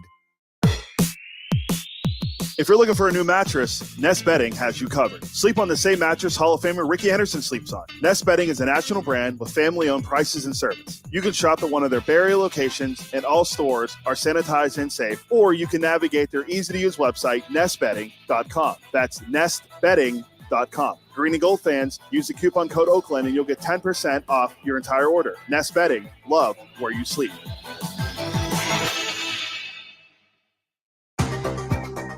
Unlock offers and receive exclusive in-game features by downloading the MLB Ballpark app for iPhone and Android today. Plus, get the latest information on game times, schedules, and more. The general manager of the Green and Gold, David Force, stopped by A's Cast Live and discussed the growth of Seth Brown in 2022. From where he came a couple of years ago, and I remember having conversations about whether we thought he might end up going to Asia to play and not get a chance to establish himself here. He really took a step forward on the field. You saw it in the power, you saw it in his versatility, playing first base and outfield, and then we really saw it in the clubhouse. I think if you ask Kotsay right now, the guys coming back, who are the guys that set the tone in there? And that's not always the most vocal guy or sort of the most rah-rah, but the guys who work hard, who can sort of silently lead other guys. Seth has to be at the top of that list. And I don't think anybody would have said that a year or two ago. So it's been fun to watch where he got to at the end of the season. To listen to the full interview and much more, go to athletics.com/A'sCast.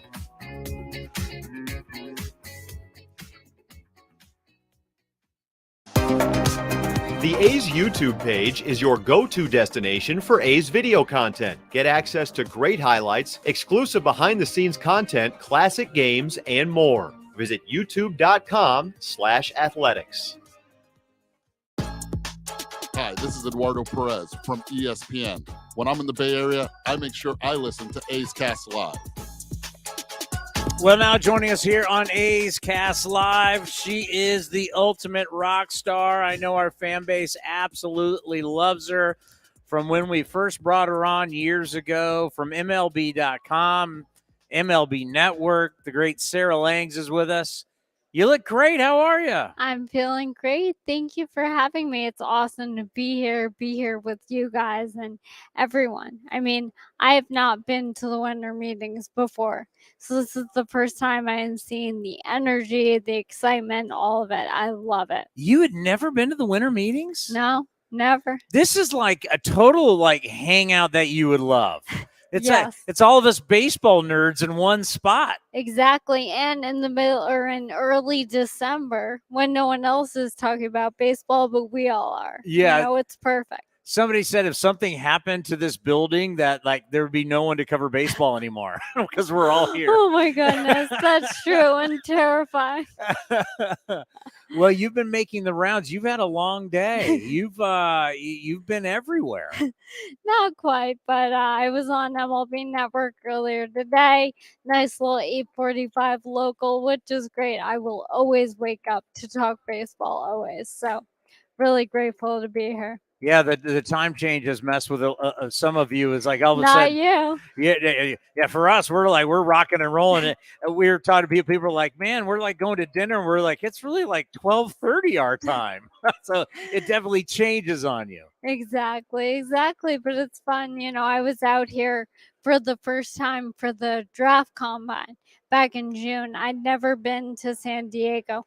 I love it. I love all of the baseball and the restaurants and everything being kind of self-contained in this little area. It's really, really nice. All right. Give us the New York perspective. What was it like? Jacob deGrom, this guy that's been your guy. deGrom's the best pitcher, Cy Young Award winner, but yet you babied him all these years. And then now after all of that, he just says, I'm out of here. Didn't even want to listen to a final offer from the Mets and just sign with the Rangers. What was that like? I thought it was fascinating the way there were no leaks. There's so few contracts these days where, you get a rumor or two, but then all of a sudden the team announces it. And you know how rare that is. The only other franchise I can really think of that's able to do that in this day and age is the Atlanta Braves. They'll announce a contract extension. No one even knew it was on the table. But that was really the first thing that struck me, was how close-lipped, tight-lipped, whatever you want to say, everyone really was. But I can give my dad's a Mets fan, my best friend's a Mets fan. There are Mets fans around me, and there was definitely some emotions with that. But overall, how can you not be happy for the player? That is an outstanding deal for him, and if he's healthy, He's a Hall of Famer. There's no question. It's just that whole if at the beginning, and we'll see. But, I love it for Bruce Bochy really getting there. And here's that winning culture. They got, Marcus Semien last year, Corey Seager. Now they're going after pitching just within the last, hour. Yeah. We saw Andrew Heaney there as well. And I would love to see them be competitive. I'm sorry to the A's fans. I'm looking right at the camera. But I really think that the tenor of this division could be different next year, which could be really fun. When you think about the AL West, and I've heard it a couple times today, we've heard about it on this show. When someone says, the AL East is the best division in baseball, and and you can make a case for how exciting the National League West has been. But when you think about the Houston Astros have been to the ALCS 6 straight years, 4 World Series, they've won 2 of them. You look at now the Mariners have become a very good team. You still got the, however you want to put, train wreck, whatever you want to call the Angels, but they're still super interesting. Now the Texas Rangers, all the money, you're talking about 3 players. It could, if options and everything hit, the money could be up to $800 million in 3 players. I mean, you look at the AL West, it's a pretty interesting division. It is. And, if the Red Sox don't re-sign Xander Bogaerts and they don't make a different splash, then all of a sudden the AL East isn't looking the way it has over the last 10 years. And the Orioles are on the rise for sure. The Rays are always competitive. Blue Jays are there. And of course the Yankees. But I could see us having this conversation a year from now. After everything the Rangers have done, maybe the Angels go out and get another pitcher, and it may be neck and neck. But I do think this becomes one of those divisions where you're going to get some parity from people in who they're picking as the playoff team. I mean, everyone's going to have the Astros winning the division. Yeah. But you're going to see people saying Mariners wild card. Some people are going to believe in the Angels and have them. And you're certainly going to have people thinking the Rangers as well. And it's just fun to see that from a division.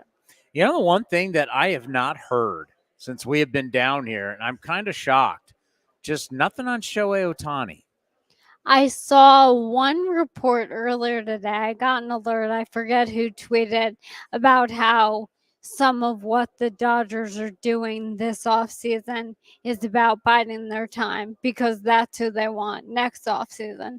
And I think that makes sense. I mean, in my mind, I was sort of expecting that even before it was reported. I mean, that seems like the type of move that Andrew Friedman would want to make. That seems like the type of player who, I know he's already in Southern California, but I feel like the Dodgers could really elevate him to that next level. So we'll see. And by the way, they've done a good job with guys like Evan Phillips and Andrew Heaney. I mean, a bunch of these guys, Tyler Anderson as well, of kind of being the Rays light in terms of fixing pitchers, right? Shohei Ohtani doesn't need fixing, so imagine what they could do with him. I mean, that would be something else. I think about it. So a buddy of mine with the Dodgers came by, said hi, and we got to talk. And I was just like, man, that was a brutal ending. Like, you win 111 games, you have all these expectations. Next, you're getting dumped by the Padres, a team that you've dominated. And he goes, it's still hanging over the organization, this loss, this sense of unfulfilled because they had such great expectations. And he just goes, he says it's still there today. And you just wonder, I mean, we haven't heard anything from the Dodgers. They've got so many different guys they got to replace. I mean, they've got to do something after last year. And I know you can want to wait for Ohtani, but, you won 111 last year, and you got a lot of business to do. And I know you want to start promoting some young guys, but Walker Buehler's out. You got your whole left side is gone. Your center fielder, who was once an MVP, you let go. I mean, they've got a lot of holes. They do. It's interesting. I mean, they've really built this incredible depth over the last few years. And you had the fact that Max Muncy Chris Taylors of the world were kind of those bit players who they turned into stars. And they managed to sort of lose that next level when those guys became everyday players and they didn't have that next sort of level of guys coming through. And I feel like that's what we saw this year. They won 111 games. They were outstanding. But there were times when it felt like they couldn't hit. And you kind of saw that with the players they were calling up. So to your point, I agree. They do have a lot of holes. We'll see what they do. And of course, you can't wait till next year. But they're the Dodgers. They always seem to make that move when they absolutely need to. So maybe they just need a little more urgency here. Well, I look over at the set for our New York Yankee fans, because if you weren't here in 2019, but this was the exact same setup. Last time we had the winter meetings, we were in the exact same spot. You had the Yankees right to the right. Garrett Cole signed, place went ballistic. John Heyman is now reporting that it looks like Aaron Judge is going to go to the Giants. Wow. Now, who knows? But we have not seen our buddies over here at the Yes Network go live all day today. All day. It's Is it coming? It's 2:30, and they haven't gone live at all. Oh my gosh. I have 2 texts from my mom. I'm not going to read them on air because I don't know what they say, but I've mentioned she's a big Giants fan. That would be something. And that'd be something if the Yankees were to lose him. I was looking into stuff the other day. There have only been 3 reigning MVPs to change teams that offseason. 2 of them were traded. Alex Rodriguez after 03 from the Rangers to the Yankees. Giancarlo Stanton after 2017 from the Marlins to the Yankees. And the other guy to change teams was a free agent named Barry Bonds, who went in 1992 from the Pirates to the Giants. Wow. That's interesting. His name keeps coming up this offseason with every sort of comparison of a big free agent going there. And there's historical stuff too. I mean, you look at guys to lead their league lead all of baseball in home runs and then change teams. You have that. I mean, there's a lot there. So it's pretty interesting. I looked up for my mom the other day on a whim. She came over hanging out with me. And she said, I don't think the Giants have ever had number 99. It's true. So if he is there, if he does wear 99, he would be the first. Giants have never had anyone big enough to wear 99. That's true. You need those big shoulders for that. I mean, that number carries a lot of weight. I mean, you're talking about the largest. I mean, he's basically built like an offensive tackle. Like he could be an offensive lineman if you put a little more weight on him. He's that big, or call him a super huge tight end. It's kind of been what's been hanging over the heads of everybody, because if you have all this money that you want to commit to Judge, whether you're the Giants or the Yankees, you then can't make other moves because there's so much into one guy. But that may be complete. Like let's say this comes down, because right now, if you can see, but can they see behind us? See behind us down here, NBC Sports Bay Area from our neck of the woods is starting to line up, and they're starting to look like an announcement. So Gabe Kapler is joining them. So we're going to see if that actually breaks. But once that's done, once he signs, now you got to focus all this money to a bunch of other people now, like the dam breaks. Well, that's the domino effect. And, I was thrilled when we got some moves on day one with Trey Turner and everything going on there, because I was worried that we were not going to see any big name sign until Judge did. So I'm glad we've seen some, but after this, I mean, then everything's open, right? And we'll have to see. I mean, I am really curious to see what the Yankees would do if he does leave, because the rest of that lineup hit about 230 in the second half and slugged about 400. Awful. And of course, their lineup is not just take Judge out of it. They have guys to call up. There are other players, but they certainly would need to make some sort of move. People have talked about some of these shortstops with someone there makes sense. Does Brandon Nimmo end up being? I mean, I don't even know. There's so many things to think about when you're trying to replace, again, those big shoulders and that big number. Let's end on this. What's it going to be like in New York if Aaron Judge signs with San Francisco? You know, I'm fascinated. I mean, I find the concept of fandom fascinating. It's the only reason we have a job, right? Because people are fans and they want to know stuff about teams and how this is all going. But I always find the anger to be interesting because you don't know these people. You don't know their lives. They're making a decision for their family for the next, 9 or 10 years of their life.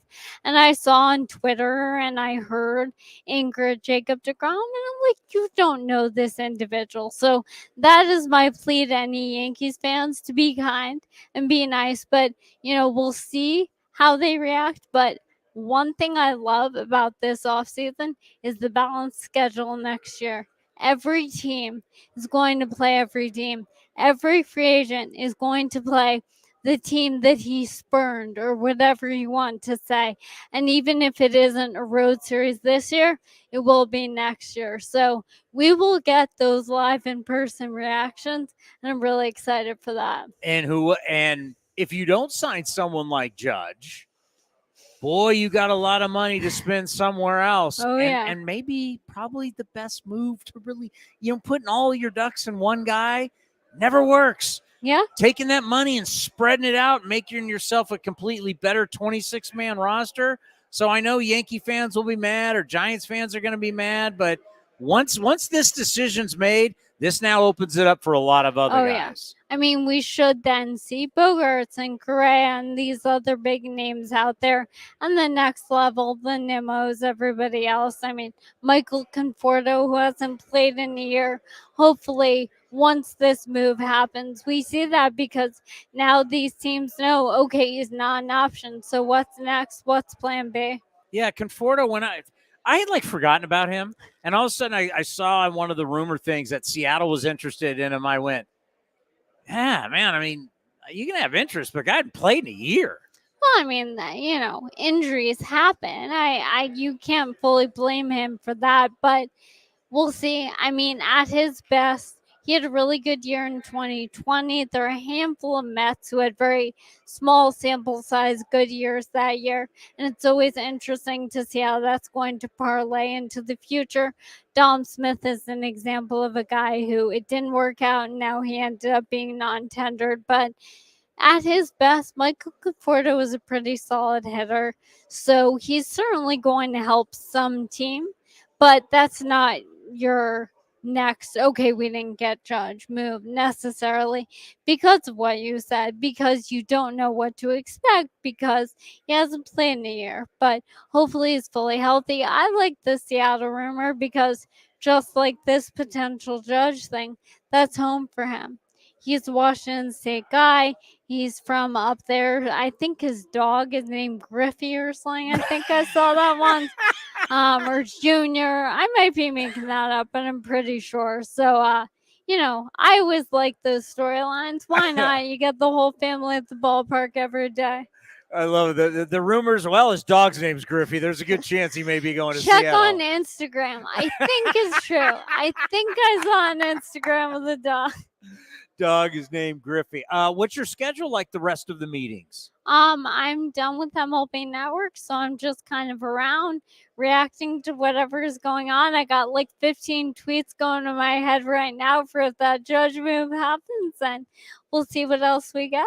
Well, if you're not doing anything tomorrow, we're literally going to be on from basically 9 to 4. Okay. I mean, as we discussed this live on air, I'd be glad to come on. Because I would love, because if this goes down and this is real, I mean, if it is, Yeah. is it? Heyman now saying he jumped the gun. But So, if this goes down, I mean, because really, I mean, think about that. You've got $300+ million by the Yankees and $300+ million by the Giants. That's in limbo right now.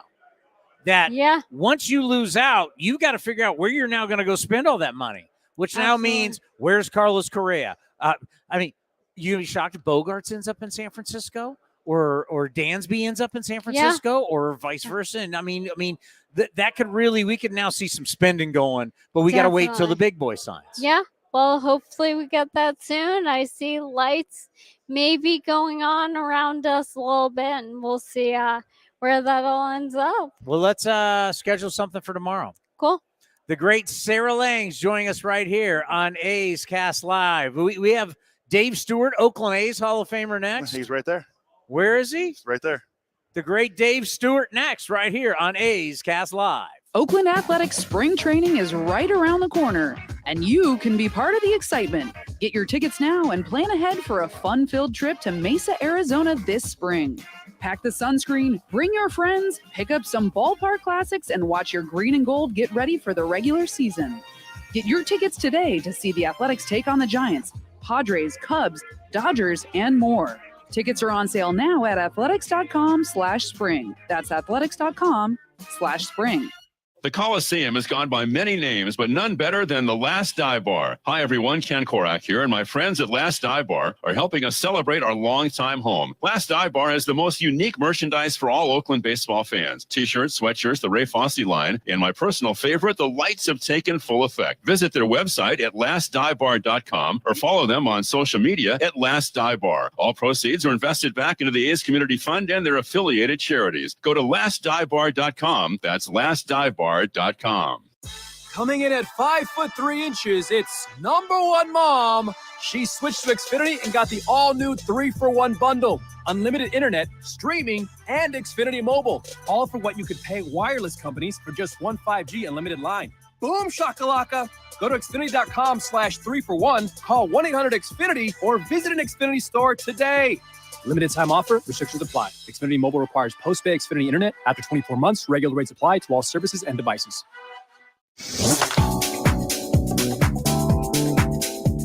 Senior writer for MLB Pipeline Jim Callis was on A's Cast Live and discussed which A's prospect impressed him at the Arizona Fall League. Zach Geloff kind of stood out to me the most. I'll tell you what surprised me the most about him. He looked pretty good at second base. I think of him as more of a third baseman. I know they play him a lot at second. He looked pretty good at second base when I saw him. I was there for a week. I'll go back to the final week too. But he was pretty impressive. I mean, I know he can hit. He's moved real quick in the minors. I remember I actually saw him for the first time in Arizona. We broadcast the MLB 4 tournament. This would have been 2019. It was his first game he played in college. I remember watching him in BP thinking, I'd never heard of him. The way we split the draft in MLB, I have half the country, but I didn't have Zach Geloff, who's from New Jersey. So I didn't really know much about him. I'm like, man, this guy looks really good in BP. And then he hit 3 doubles in the game. But I think Zach Geloff, I think, the question is he a guy who's a solid player versus a guy who's like a cornerstone you build a team around? He might be more of that solid regular than a, true star you build around. But he looked really good in Arizona. To listen to the full interview and much more, go to athletics.com/A'sCast.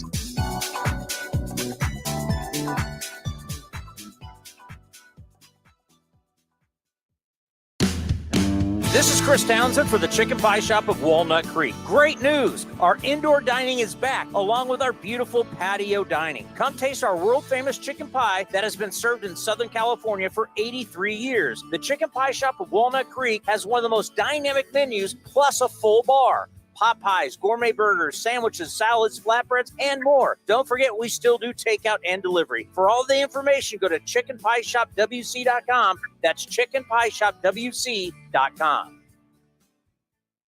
The Oakland Athletics begin spring training on February 25th. Now's the time to make plans to catch us in Mesa, Arizona, and enjoy the sunshine with your family and friends. Buy your tickets early for the best seats at the lowest prices as your green and gold take on the Giants, Dodgers, Padres, Angels, and more at Hohokam Stadium.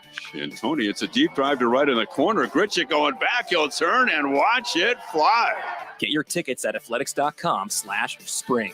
That's athletics.com/spring. Streaming from the East Bay, A's Cast Live continues with Chris Townsend. I'm just letting you know what's circulating. Well, now joining us, let's just go through it.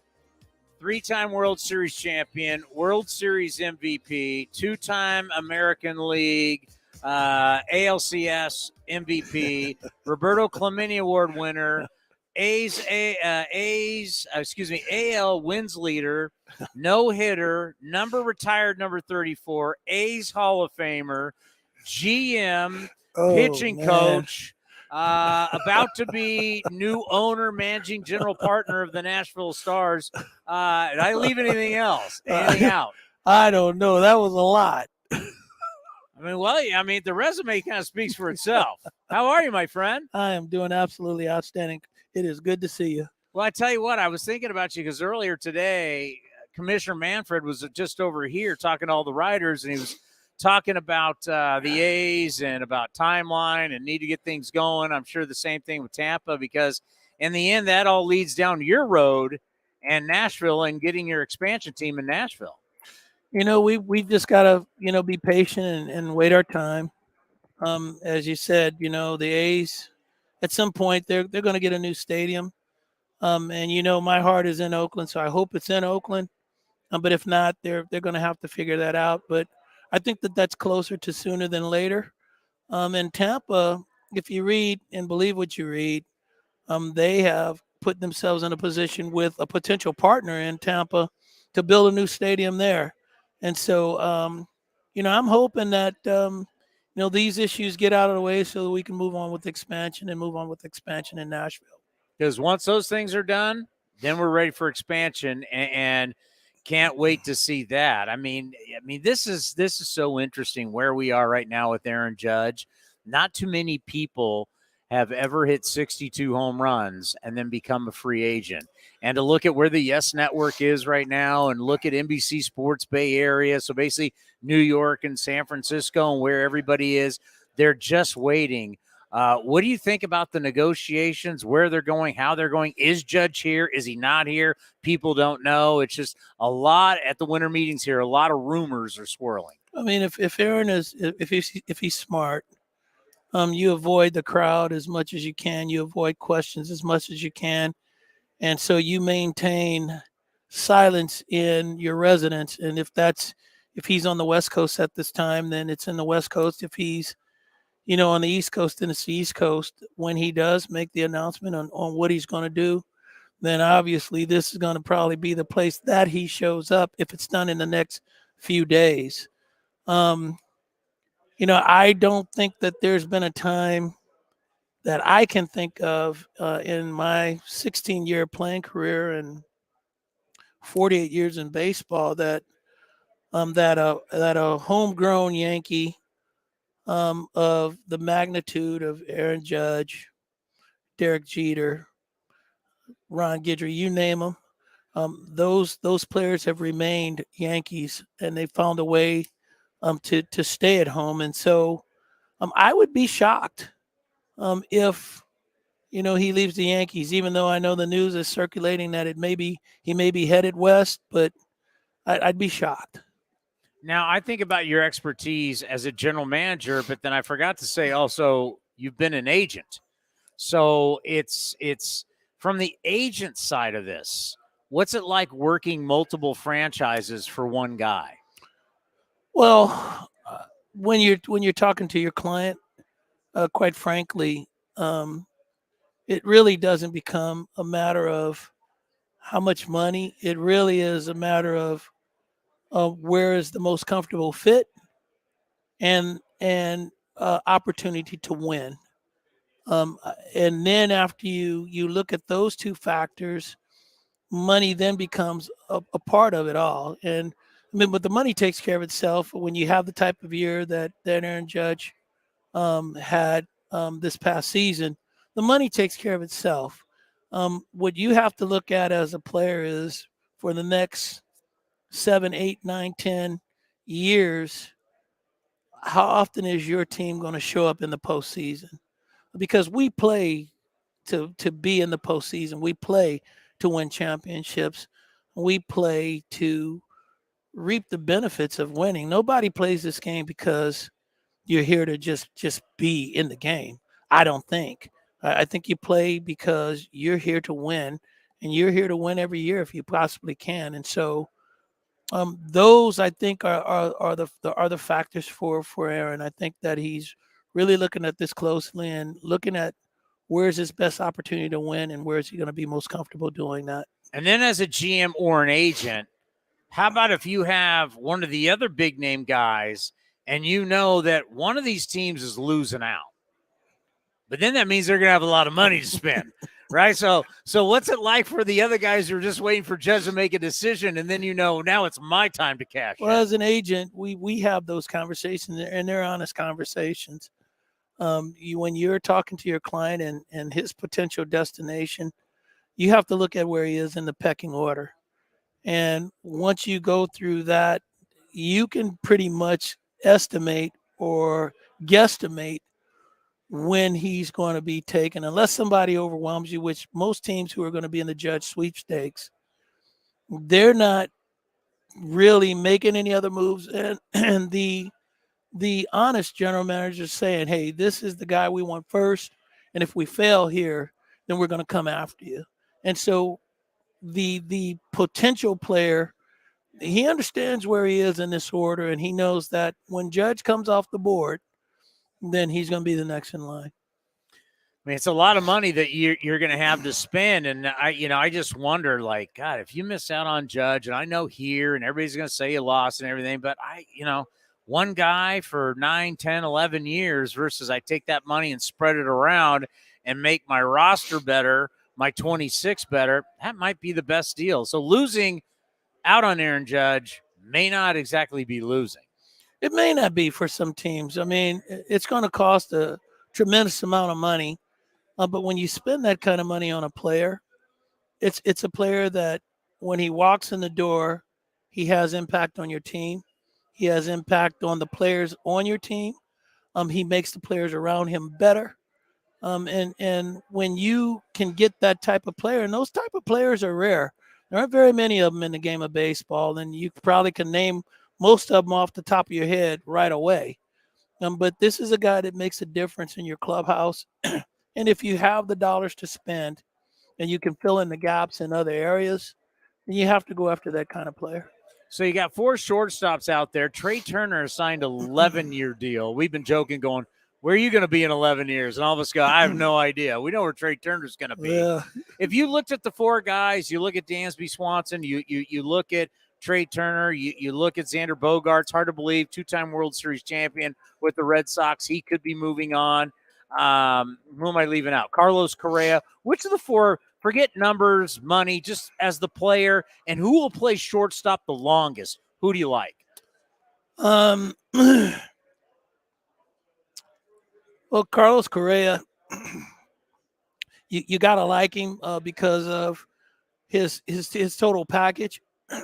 But if I'm a general manager, I have some concerns about whether you're going to be able to keep him on the field for as many games as you need him to have impact on your team. Dansby Swanson, he makes all the plays.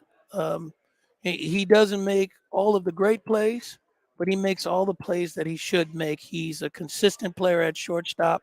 And quite frankly, as I've watched him over the years, I've grown a great appreciation for him as a shortstop, as a player. When you listen to people talk about him and his winning attitude and what he brings to a team, he may be the best of the shortstop pickups for consistency, playing a position for an extended period of time, and what he brings to your clubhouse.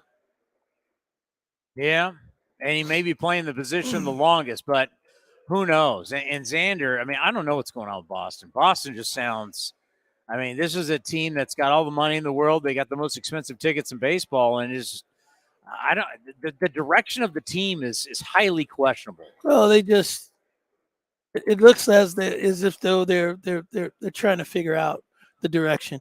The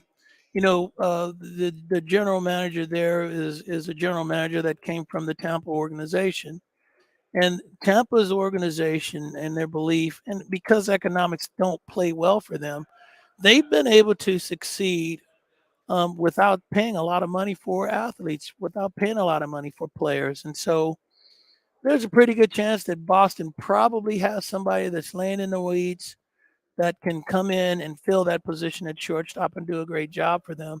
It would be my guess. We can't argue with the fact that, with the exception of last year, they played well. Xander Bogart is a top-notch quality shortstop, and probably, though I did say that Dansby would probably be the guy that will play shortstop for an extended period of time. I mean, when you look at all-around ability, you have to like what Xander Bogart brings to the table. We were talking about, veteran players signing again. All of a sudden, a few years ago, you can't sign veteran players. Now veteran players, now you're seeing Verlander getting the deal, right? You're getting to see. I remember your A's, the late 80s A's. I think about you guys with the Toronto Blue Jays. I mean, the Toronto Blue Jays were built, whether it was Winfield, then Molitor, and you and Jack Morris and all of that. And then I think about the Yankees in the late 90s, early 2000s. Veteran players were so big, all those championship runs. Are you glad to see that again, that we're starting to value veteran players again? Well, there's a place definitely for veteran players in this game, guys who have knowledge of the game, guys who bring that extra to the clubhouse that only veterans can bring. I've always said this about baseball, and you're slowly seeing it. Next year there won't be any shifts. They're bringing in a clock, which, that's either good or bad. It doesn't really matter, because when you don't have the shift, I think that the game is going to move at a fast pace anyway. Dusty Baker and the Philadelphia Phillies, you saw where you had starting rotations that were capable of pitching deeper in the game than just 5 innings, that can face the lineup for more than 3 innings or 3 at-bats. And when you have that happen, obviously, it saves your bullpen. It makes your bullpen healthier, and it keeps them much, much more durable for the course of the season. So when you look at the turn of the game and the way things that are going, it only makes sense that veteran players will start playing a more valuable role in the makeup of your teams, and the endurance of your team and the success of your teams. Now that you've come into our world of doing shows before the game and mainly after the game, aren't you a little happy about a pitch clock that makes the game go a little faster? Now that you're in our world. Tony, this is the truth. The only time we had short games is when you were broadcasting, which is a reason in itself there's a reason in itself to get rid of Brody, because when you're on there, we're going to have quickly played games. You believe Brody's down here? I don't know what Brody's doing here, but yeah. It's his first time, and he just goes, I'm kind of a fish out of water. It's just you baseball people. He is a fish out of water. I was looking for him yesterday, but I was looking up. I should have been looking low.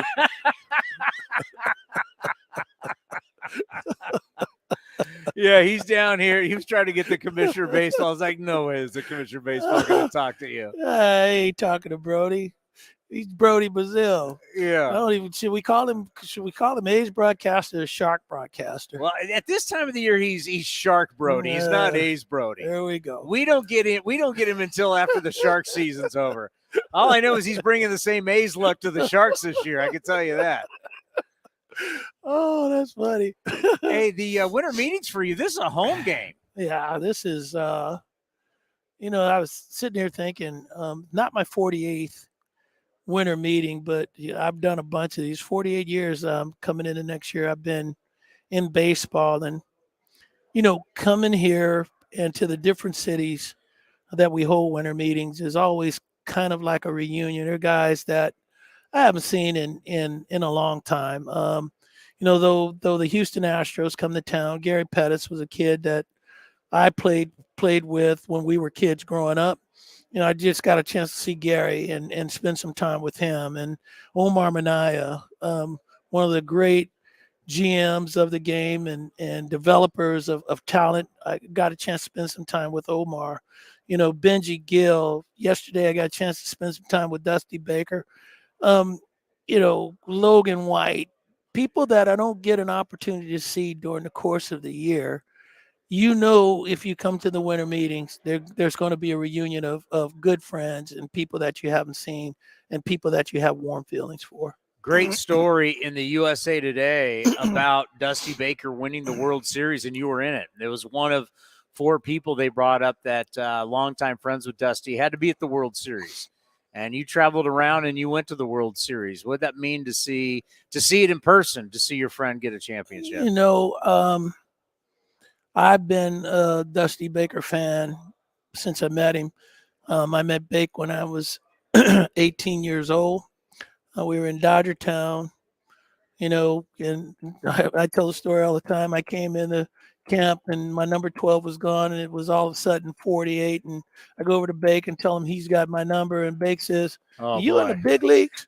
And I said, "No." He says, "Well, you better get your butt over there where you belong." And so I went over, and then I saw I had 48, and I walked right back to him. And I said, "You know what? You can keep the number. I'm 48 times better than you. I'm 4 times better than you anyway." So that was my first encounter with Dusty. But days after that, you know, he invited me to his house for a meal. At that time, he was married to Harriet. And we had, she's from Louisiana. My mother's Louisiana. My dad, Louisiana, had Louisiana-style food. And then a few nights after that, we go out to Lake Okeechobee and we do some fishing. And quicker than we could drop the hooks in the water, we were getting fish. We couldn't get the hooks and get the fish in the boat quick enough. And so, you know, that gives you a little background and history and of our relationship. And you know, I've seen it, and Dusty's never once said, "I need to win a World Series." He's done the best with every team that he's managed and gotten the most out of the players that he's managed. And you're never going to hear players say, "Oh, boy, playing for Dusty Baker was a nightmare." Yeah. That's not something you're going to hear players say. And so, you know, traveling to Houston, sitting in there for just one baseball game and watching him win the World Series and watching in the manner that he won that World Series game was as rewarding as you can be. And, you know, though he managed it and the players were playing for him, when you've known a man as long as I've known him and you share emotional ties to him, you almost feel like it's your winning too. Let's end on this. A really special year for you in a lot of ways, but especially having your number retired just this season in your long career. What was it like for you? Yeah, I can't even replay it. I can't. And, you know, I get emotional about it because it started at our studios, you know, when Devin and the group, they threw a surprise for me. Yeah. And you know, you can never replace the feelings in the room and the emotion in the room and the heartfelt love in the room that day. And then it just continued on, you know, with the roast before the number retirement, you know, with, you know, McGuire and Carney Lansford, Steinbach, Reggie Jackson, Walt Jocketty, Sandy Alderson, Wally Haas, you know, the whole crew, they were there for that event, for the roast. And then on the day of retirement, and though probably not very many people noticed, the icing on the cake, and it's not the fact that, you know, I mean, this was all brought on, I believe, by Dave Calvel. I think this was Dave Calvel's first moment in retiring my number. He announced it, and he wanted that. And I believe Billy Bean and the rest of the crew wanted it as well. But, you know, moments that go unnoticed that I didn't miss is you don't see John Fisher at the ballpark very much. And he was there that day. And that meant a lot. So it's been great. It's been a good year. No doubt. And I can tell you, it always means a lot when you come on this show, because obviously A's fans, what you mean to our fan base, what you stand for in so many ways. And it's an honor to do the TV with you on NBC Sports man, we have California. So much fun. It's a lot of fun. We have more fun. We have more fun than we do with Brody. But it is. It's people ask me all the time, what's it like to work with Stu? I'm like, it's Dave Stewart. It's cool. It's fun. We have a good time, man. We have a good time. We get a chance to really talk about some great topics, and complimentary to you and Brody. I mean, this was a tough year of baseball for the A's to watch 102 games lost, and to be able to stay resilient, stay positive, and really seek the positive things about a team that, quite frankly, they were overmatched all season long. They had their ups, they had their downs, they had their bright moments, they had their down moments, and unfortunately, 102 down moments. But as a broadcast crew, we were able to continue to highlight, I think, the promising moments for this team, which those things will come to fruition in this upcoming year. They may not win more games than they lose again this year, but the Oakland A's in 1968, at some point they came and they were the 68 A's, and they weren't very good. But in 72, 73, and 74, they became a championship team. So, all we can do is hope, see it, make sure that we do what we can for the people that are watching the game and watch our show, and stay optimistic about this team that at some point they'll turn it around and start to win baseball games. You know what would make some great Christmas gifts? What? Nashville Stars gear. So there we go. I'm going to Nashville on the 11th. So guess what? You can buy it online right now, right? You can buy it online. Nashville Stars expansion team, and he will be the managing general partner. There you go. MLB Music City Baseball.com. I think it'd be great for Christmas. Yep. It'd be absolutely outstanding. I'll tell you what, we're not even a baseball team, and our souvenirs, our swag, I guess, is selling as good as some of the major league teams that are out there. Merch. Got to sell your merch. We're doing it. Great stuff. Yes. Have a great Christmas. Thanks, good Chris. holidays. It's We'll good talk to to see you you, man. after the first of the year. It's really good to see you. That is Oakland A's Hall of Famer, the great Dave Stewart. Torey Lovullo, the manager of the Snakes, next right here on A's Cast Live.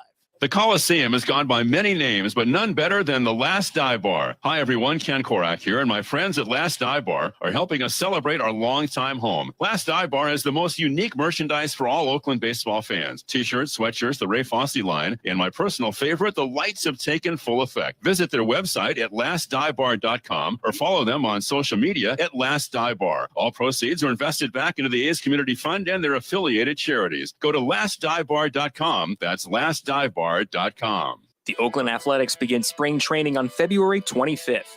Now's the time to make plans to catch us in Mesa, Arizona, and enjoy the sunshine with your family and friends. Buy your tickets early for the best seats at the lowest prices as your green and gold take on the Giants, Dodgers, Padres, Angels, and more at Hohokam Stadium. And Tony, it's a deep drive to right in the corner. Gritchick going back. He'll turn and watch it fly. Get your tickets at athletics.com/spring. That's athletics.com/spring. This is Chris Townsend for the Chicken Pie Shop of Walnut Creek. Great news! Our indoor dining is back, along with our beautiful patio dining. Come taste our world-famous chicken pie that has been served in Southern California for 83 years. The Chicken Pie Shop of Walnut Creek has one of the most dynamic menus, plus a full bar. Pot pies, gourmet burgers, sandwiches, salads, flatbreads, and more. Don't forget, we still do takeout and delivery. For all the information, go to chickenpieshopwc.com. That's chickenpieshopwc.com.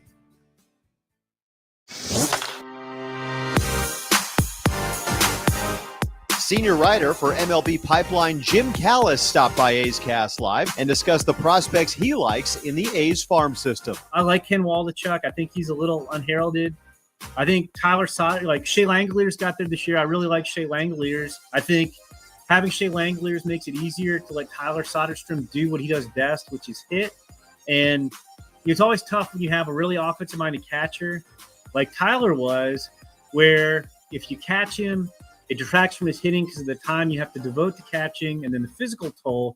So I think they're going to get more out of Tyler Soderstrom's bat. To listen to the full interview and much more, go to athletics.com/A'sCast. Humanity has accomplished a whole lot so far. We created penicillin, the automobile, and the internet, not to mention drones, duct tape, and the hot dog. It's all thanks to the power of human connections. And Ring Central's here to make that even easier, more seamlessly and securely, on a platform built to grow your business. Say hello to a whole new way to say hello. Visit ringcentral.com and say hello to possibilities. Ring Central. Message, video, phone, together. If you're looking for a new mattress, Nest Bedding has you covered. Sleep on the same mattress Hall of Famer Ricky Henderson sleeps on. Nest Bedding is a national brand with family-owned prices and service. You can shop at one of their Bay Area locations, and all stores are sanitized and safe, or you can navigate their easy-to-use website, nestbedding.com. That's nestbedding.com. Green and gold fans, use the coupon code Oakland and you'll get 10% off your entire order. Nest Bedding, love where you sleep. Some things just go together. Peanut butter and jelly, cookies and milk, Oakland and Kaiser Permanente. If that last one caught you off guard, it shouldn't, because Kaiser Permanente has been helping keep Oakland healthy since our very beginning. And as the official healthcare partner of the Oakland A's, that won't be changing anytime soon. Whatever you may need, you can trust Kaiser Permanente to help keep you feeling your best. Kaiser Permanente. Thrive. Visit kp.org today. Coming in at 5'3", it's number one mom. She switched to Xfinity and got the all-new 3-for-1 bundle. Unlimited internet, streaming, and Xfinity Mobile. All for what you could pay wireless companies for just one 5G unlimited line. Boom shakalaka. Go to Xfinity.com/3-for-1, call 1-800-XFINITY, or visit an Xfinity store today. Limited time offer. Restrictions apply. Xfinity Mobile requires post-pay Xfinity internet. After 24 months, regular rates apply to all services and devices. Unlock offers and receive exclusive in-game features by downloading the MLB Ballpark app for iPhone and Android today. Plus, get the latest information on game times, schedules, and more. When Northern California businesses need some pop in their lineup, they call the bank rooted in the East Bay. Mechanics Bank. Since 1905, Mechanics Bank has been helping Bay Area and Northern California businesses find success and perform at the top of their game. See how they can make a difference in your business today. Call or stop by your local branch or visit mechanicsbank.com. Mechanics Bank, the official East Bay bank of the Oakland A's. Member FDIC and equal housing lender. A's Cast Live continues from the town. Here's Chris Townsend.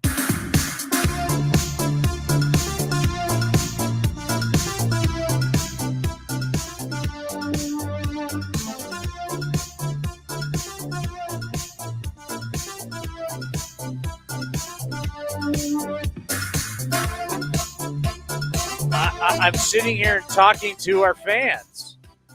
I guess I just let anybody in here. I mean, your wife, another A's employee. Speaking of the A's, we have an A's move to. I don't think we need to. Do we have breaking Oakland A's news from the winter meetings? Yes, I don't think we need the breaking news, Sandra. I don't know if it's that big of a breaking news, but I will mention the A's have traded minor league right-handed pitcher, our friend Jeff Criswell, who from Michigan. We traded him to the Rockies for right-hander Chad Smith. Smith appeared in 15 games for the Rockies in 2022 and posted a 7.50 ERA. He had a 3.09 ERA in 32 games at AAA. So there you go. Criswell, the A's 18th overall prospect, traded for 27-year-old Chad Smith. I am not happy about that. Well, I'm not either. My friends are like, hey, is that the guy you liked? I'm like, yeah, I did. You like a guy that had 7 ERA? No, it's Criswell. Oh, Criswell, yeah.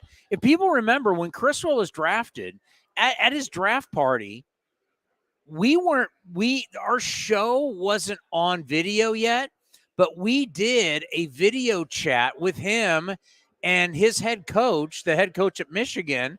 They were having a draft party because Michigan was having several guys drafted, right? Yeah. And so Criswell and the head coach of Michigan, you couldn't see it. Only we could see it, but you could hear the audio. They both had beers in their hands, and they were celebrating him being drafted by the A's. Second round, right? Second round, 2020 draft. Yeah, second round. And he was a great kid. I mean, if he was coming to the big leagues, that was a great story about us doing that. They were inside, and it was at some house. It was that they stepped out of the party. They were in the backyard doing a Google Meets with us. Mm-hmm. I am not happy about this. Oh, that's when, as Tito told us, he hates Zoom, or he's over Zoom. Why did we get rid of Criswell? He's a power arm. I saw he had a 4.03 ERA last year in the minors. What does that mean? It doesn't mean anything.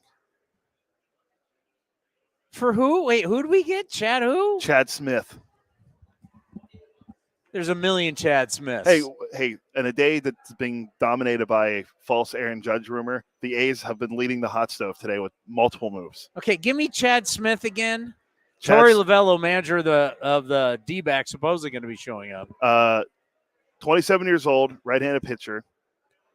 In 15 games for the Rockies last year in the majors, a 7.50 ERA. But in the minors, he had a 3.09 ERA in 32 games at AAA. He's a starter? No, he's a reliever, I'm pretty sure. At AAA, was he a starter? Let me look. He appeared in 15 games last year, 18 innings. He did have 23 strikeouts. Is he a career Rocky? Did he come up? Was he drafted by the Rockies? Let's see. He used to be actually, he was a starter. No. He started 12 games his first year when he was 21 coming out of – or no, that wasn't even a starter. He was at Mississippi. So, no, never started the game. He's Ole Miss or Mississippi State? I think it's Ole Miss. He's a Rebel? Yeah, he's a Rebel. Yep. Lane Kiffin approved. Eli Manning. DK Metcalf. Archie Manning. There has to be someone else. Cooper Manning.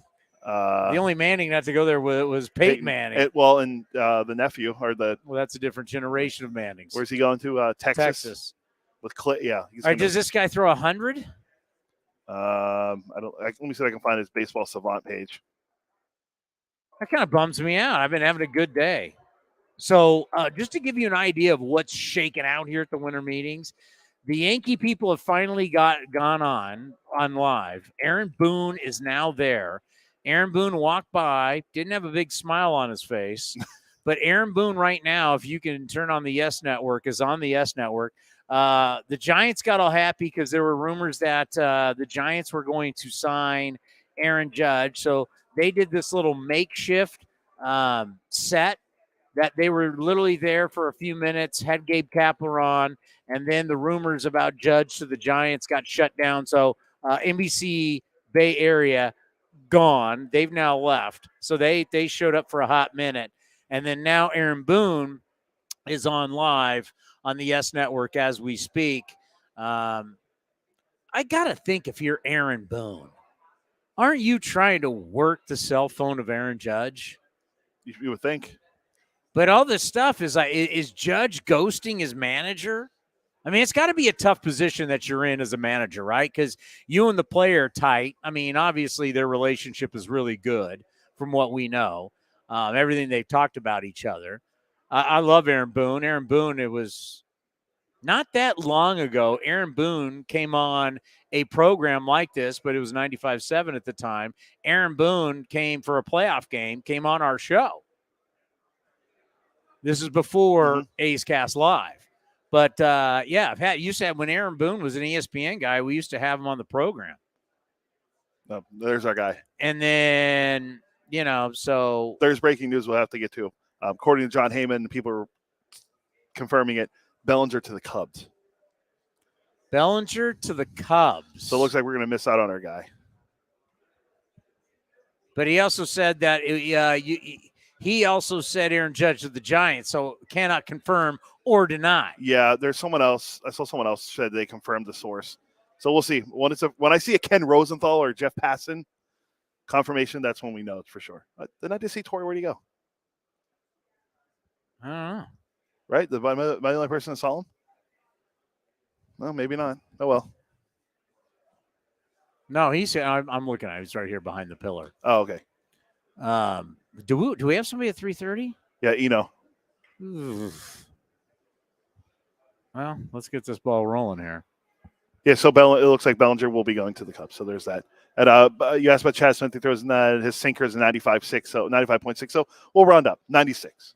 Okay, so he's not a flamethrower because unfortunately in today's baseball, that's not a flamethrower. Not anymore, no. I am so curious to see what Aaron Boone's saying and how they're trying to spin this because, I mean, the Yankees, you're not used to being not in the power position. So this has to be so odd for them not to be in this ultimate. I mean, they're the Yankees. And to be like, we're having to beg our own guy to stay. And there is a total crowd now surrounding the whole deal. Passing confirmed. Bellinger to the Cubs, 1 year, $17.5 million.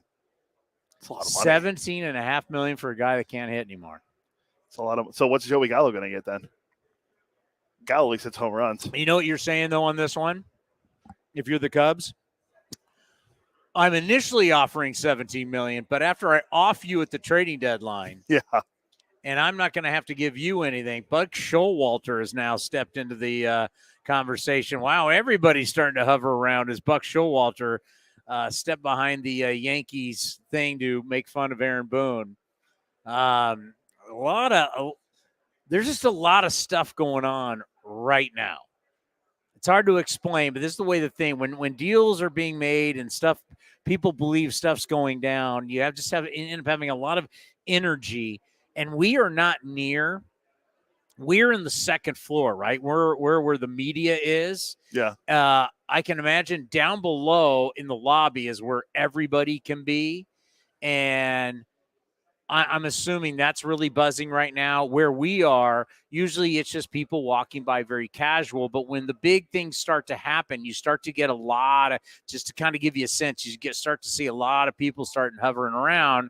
And once again, to have Aaron Boone and the Yankees not dealing from a position of strength is very odd for them. This is not a very familiar position for the New York Yankees, I can tell you that. So very, very different from them. And here's our guy, Torey Lovullo, the manager of the Arizona Diamondbacks, former Oakland Athletic, of course, an NL Manager of the Year, as a coach, a World Series champion. And because the last time we were here in 2019 where we got to meet you, we become Diamondback fans, and we follow you guys. How have you been? It's been a while. First of all, I appreciate that. It's always good to spend some time with you. Obviously, I passed through Oakland and played for Art Howe many, many moons ago. Oakland has been very special to me since that time. So everything's going good. Everything's going very good. I think the Arizona Diamondbacks have had a couple lean years. We're moving in a very positive direction, and there's a lot of energy inside of our organization. How about this? We just honored the 02 Moneyball team, right? It was the 20-year anniversary. Yeah. Art Howe was there. Yeah. We passed on the story about your birthday in Toronto. Oh, my God. Yeah, and he laughed. Yeah. So we brought you up this year to the great Art Howe.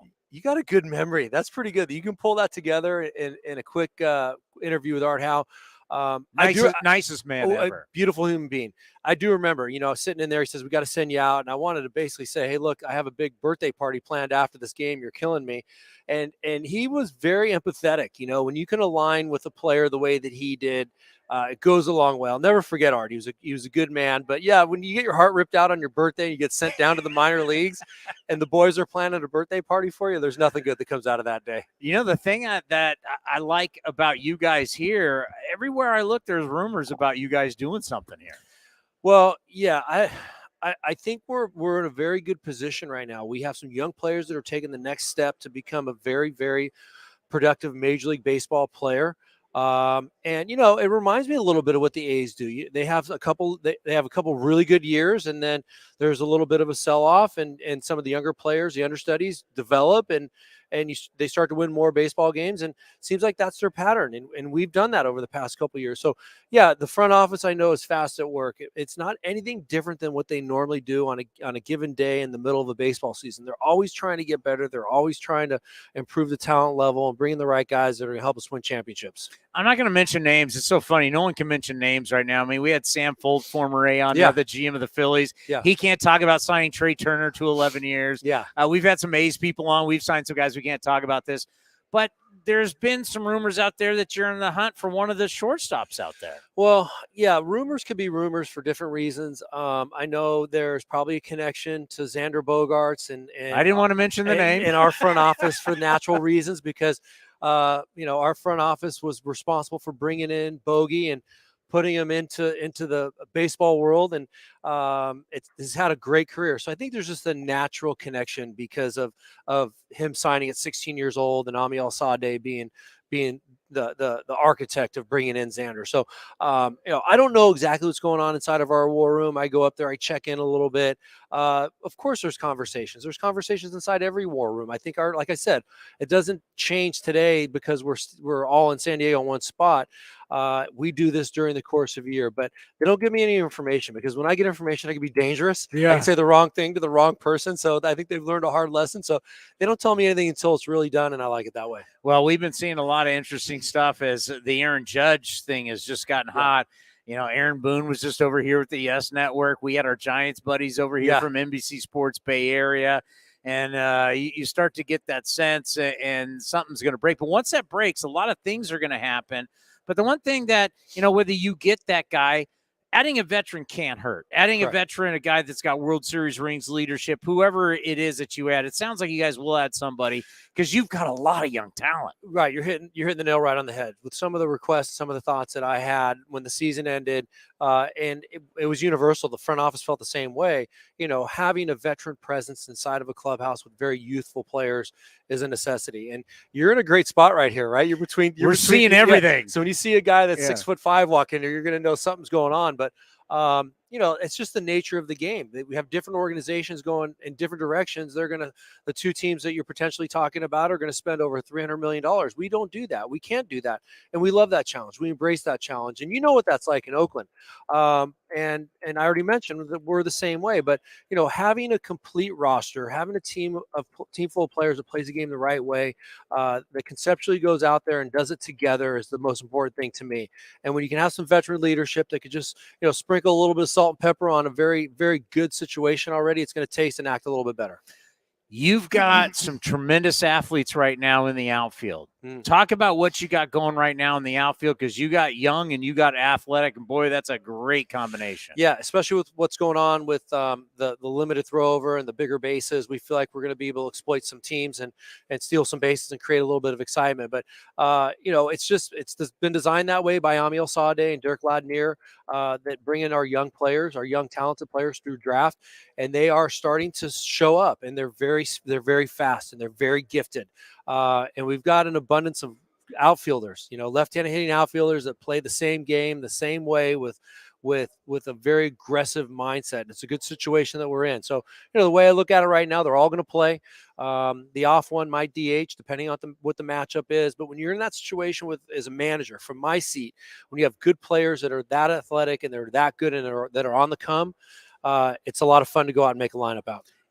I know now everybody's used to it. We're an American League team, right? So DH, we always the worst thing is when we played a National League team and you guys start double switching and it was like my scorebook's a mess. Yeah. How nice is that a manager? You can go, I'm just going to DH him tonight. Yeah.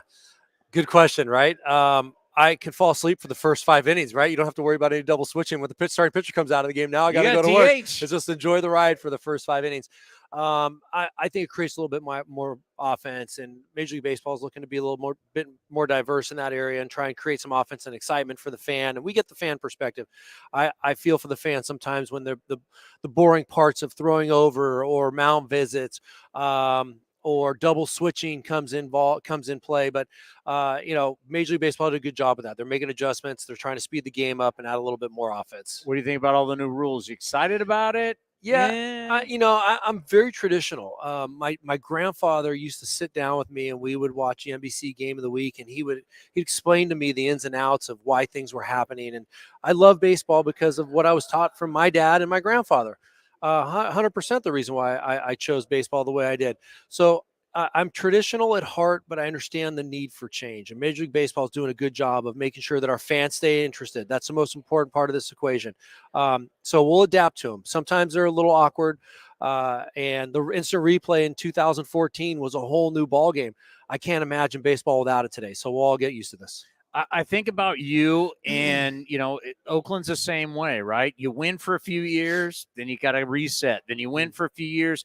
But the number one thing from when you're winning to you're not winning and you're back to winning, you never change that culture. Correct. You always have the right culture. You have the right message. Everybody's pulling on the same rope. Yeah. And everything that I've learned about you is that's what I hear. You are about making sure it's done the right way. when did you realize, man, this is how it works, whether we're winning a bunch of games or not, we're going to do this? Yeah, well, it's easy when you're winning. The culture kind of creates itself and everybody's got each other's back and it's just built in. Winning kind of masks everything.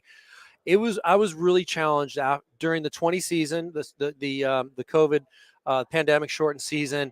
The concepts weren't working. It was shortened season. We probably would have won more games had it been a full season. We didn't. And then 21, I was held to the fire with what I believed in, and it made me question a lot of what I stood for. And it made me curious to, think about, like, am I even in the right sandbox?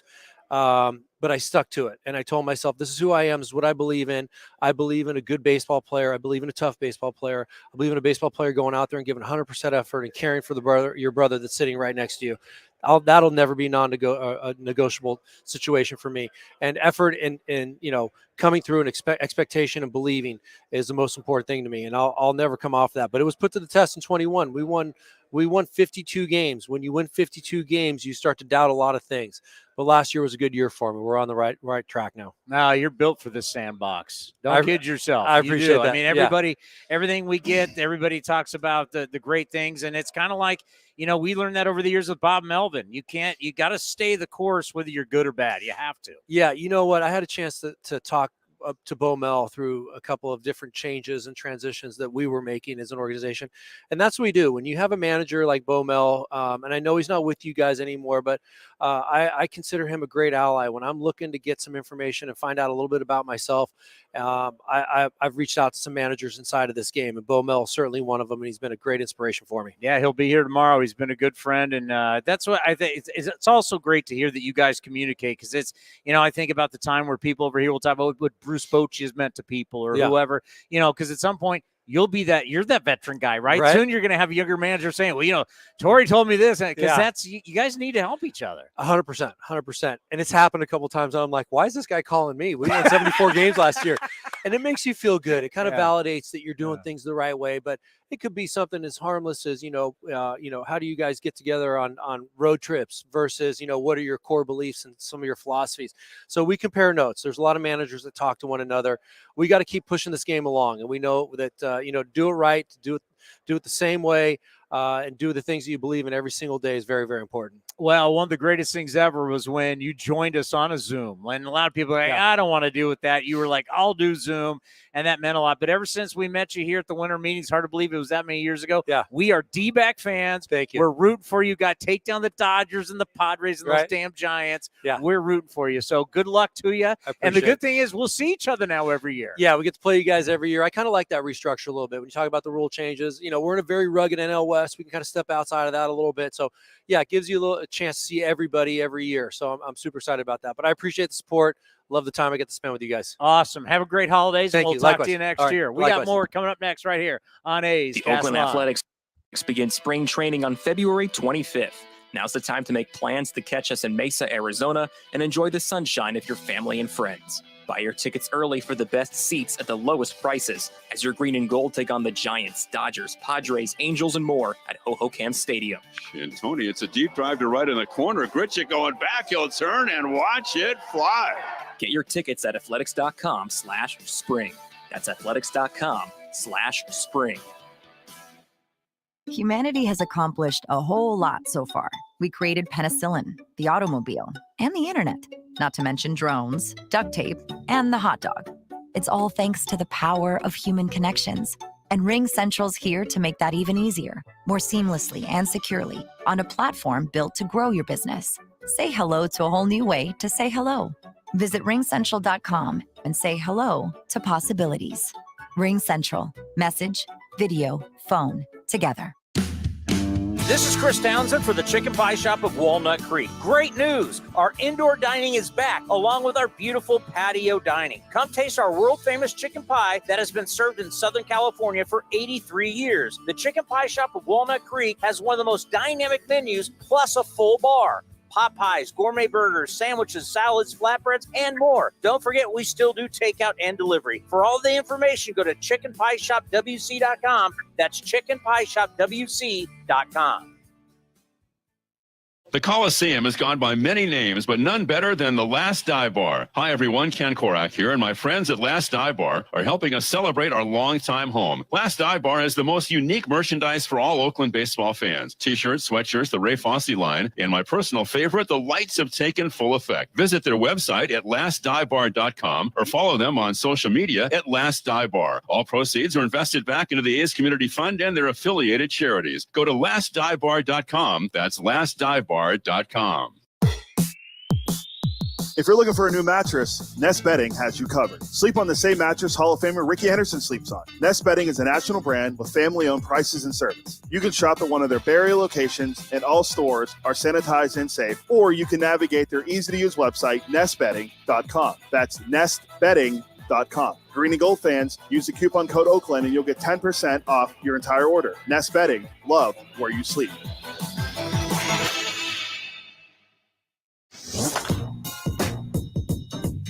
Harold Reynolds was on A's Cast Live and described the phone call he got from Ricky Henderson in 1987. You know, Ricky's always talking in the third person, and I'm sure you guys have got to know him a little bit. And so, I mean, he may be playing cards and they go, Ricky got a sweet hand. Ricky gets really sweaty right now. You know, everything's third person with him. And so that year, 1987, it's the only time in the 80s that Ricky did not win a stolen base title. And he's stealing at that time like 100 bases a year. So I ended up winning that year with 60. I think Ricky got hurt in May or something like that, and he already had 30 in May. So I win on the last day. Willie Wilson had 59. I had 59. I steal a bag. Willie Wilson doesn't. I'm the greatest of all time. You know, I win the title, right? So I get home the next day, season's over, and my phone rings. No caller ID in those days. Hello? Henderson here. Hey, Rick, what's going on? I'm thinking he's calling to congratulate me. He goes, 60 stolen bases? You ought to be ashamed. Ricky has 60 at the All-Star break. Click, and hung up the phone. Oh, God, that is so good. That is so good. Oh, man. So years later, he goes into a Hall of Fame in Cooperstown, and, you know, Ricky and I are tight. He signs a picture for me, and it has, stolen base champ, Ricky Henderson. I love it. It's on my wall at work. To listen to the full interview and much more, go to athletics.com/A'sCast. Coming in at 5'3", it's number one mom. She switched to Xfinity and got the all-new 3-for-1 bundle. Unlimited internet, streaming, and Xfinity Mobile. All for what you could pay wireless companies for just one 5G unlimited line. Boom shakalaka. Go to Xfinity.com/3-for-1, call 1-800-XFINITY, or visit an Xfinity store today. Limited time offer, restrictions apply. Xfinity Mobile requires post-pay Xfinity internet. After 24 months, regular rates apply to all services and devices. Hey, A's fans, you know that running your own business is a slugfest every day. That's why businesses have been counting on Mechanics Bank since 1905. From operating lines of credit to equipment and real estate loans, they can help build your lineup to meet today's challenges and prepare for tomorrow's opportunities. Stop by your local branch or visit mechanicsbank.com today. Mechanics Bank, the official East Bay bank of the Oakland A's. Member FDIC and equal housing lender. All loans subject to program eligibility and credit approval. A's fans, there is no better way to stay in touch with the A's and even our players than following us on social media. Just head over to athletics.com/social. That's athletics.com/social for a full list of our social coverage, from player accounts to Twitter handles and more.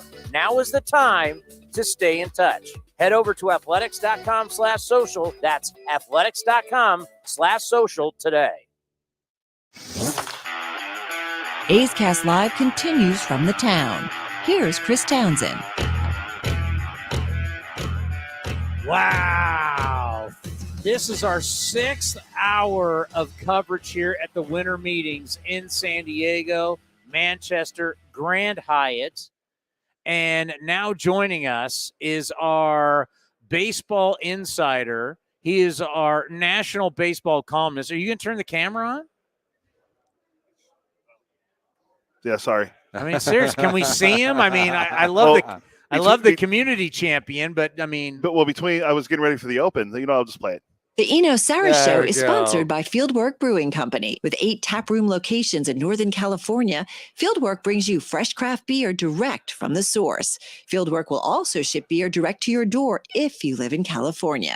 Visit fieldworkbrewing.com. The great Eno Sarris from The Athletic joins us here on A's Cast Live, day 2. Really, it's the day because people start leaving tomorrow, different times out of San Diego. So tomorrow at the airport, you're going to be seeing managers, you're going to be seeing front offices, you're going to see media people. Not everybody hangs around to the very For end. the Rule 5 draft. Yeah, on Wednesday. Why not? Yeah, I mean, it actually might be super exciting this year because of some of the roster rules, but yeah. Well, and then tonight for the A's, we're going to find out, is it 5:30? We're going to find out about the draft order. Are the A's drafting 1? Are we getting the number 1 overall pick? There you go. I mean, it's the new draft lottery situation, so that's fun. So Billy Owens, I saw Billy Owens, assistant general manager at the Starbucks over here. He will be in a suit tonight, as he is going to be the one. I don't know how they're doing it. We'll see it on TV on MLB Network, but we're going to find out the A's have 16.8% is what it is, I believe. I think it's 16.5 to be exact. I think it's 16.8 to be exact. 3 teams is 16.8. Either way, it's still, we can round it up to 17. Okay, so, and then he was telling me that because of their record, blah, blah, they even have a better chance if they don't do that. I mean, it was like, oh my God. But yeah. No. Okay, you don't have to roll your eyes at it. It's kind of fun. This is year 1, but in year 2, 3, or 4, we might start having these like sort of human mascots. You know, like when you look at the NBA lottery, there's always like who's putting the ball in for the A's this year. Stomper. Yeah, we could have different people doing it. You know, maybe Ricky does it one year. You know. Yeah. Well, I mean, so they in basketball they have a lot of like sort of former players and. It's executives and different people that do it every year because you're all looking for luck. So it's whoever you think is your luckiest person. So maybe Billy has some luck for the A's tonight. Well, the great thing about the number 1 pick, or really the top 3 picks, and where the A's are, is this player is not far away. Yeah, and really, if you look at historical trends in terms of where the best players are and how often they bust in the draft. It really starts taking a real turn south after pick 5 or so. There's like, pick 5, there's a step, pick 10, there's a step. And by the end of the first round, it just becomes, a crapshoot the rest of the way. So your thoughts so far, winter meetings, I mean, Judge hasn't signed. I was half right. On your big bold prediction? Yes. Which was it? My big bold prediction was that old pitchers would sign first. And they did? And they did. However, I did say that none of the big 4 shortstops would sign. And we had Trey Turner for 11 years and $300 million to the Phillies. So I was wrong on that one. But there were some circumstances of that deal. There's a really good story in The Athletic by Matt Gelb about how it wasn't supposed to be this fast. And what happened was the Padres were really aggressive out in front and made a $300 million, maybe the number seems today, $340 million offer to Trey Turner before the winter meeting started. And so that sort of juiced the process along, and the Phillies gave a lesser offer, but maybe more years, and maybe Trey just wanted to go back to the East Coast. How is it possible that Fernando Tatis, Machado, you traded for Soto, AJ Preller says he wants to keep him long term, and now you're talking about $43 million going to Boston for Hosmer. Where are the Padres getting all this money? It's amazing. It's amazing. I love aggressive teams. I love all in. I love trying to improve the team. And I think it's partially due to the Chargers leaving town and the Padres sort of seeing an opportunity to be the game in town.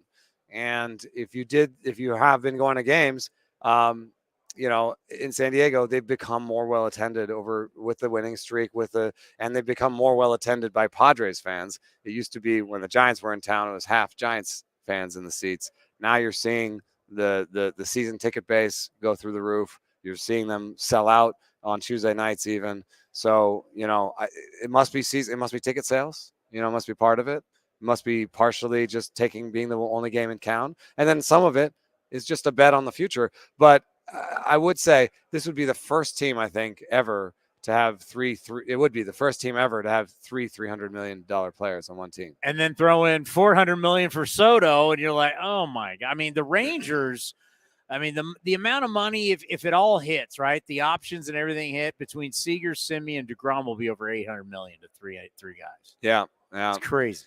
And at least for Seager, I like Semien. It was the smallest deal of the three, so maybe it's unfair to leave him in. But with Seager and DeGrom, you're buying top-end talent. You're buying a top 5 shortstop, and you're buying the best pitcher per inning on a per inning basis in baseball. And not a lot of innings. I saw a projection where if he throws 160 innings next year, he's the best pitcher in baseball. Problem is he's gotten 193 outs the last 2 years. No, 193 innings. No, it's 190. What is it? 193 outs he's gotten? I believe our friend Paul Hembekides from ESPN said it was 193 outs in over the last season and a half. Oh, okay. Yeah, so that gets some injury year in the because last year was 150 innings over the last 2 years. It's fair. It's fair. I feel like it's a little bit of a play where we're going to be better. He's going to win us some games, and then we hope he's healthy in October.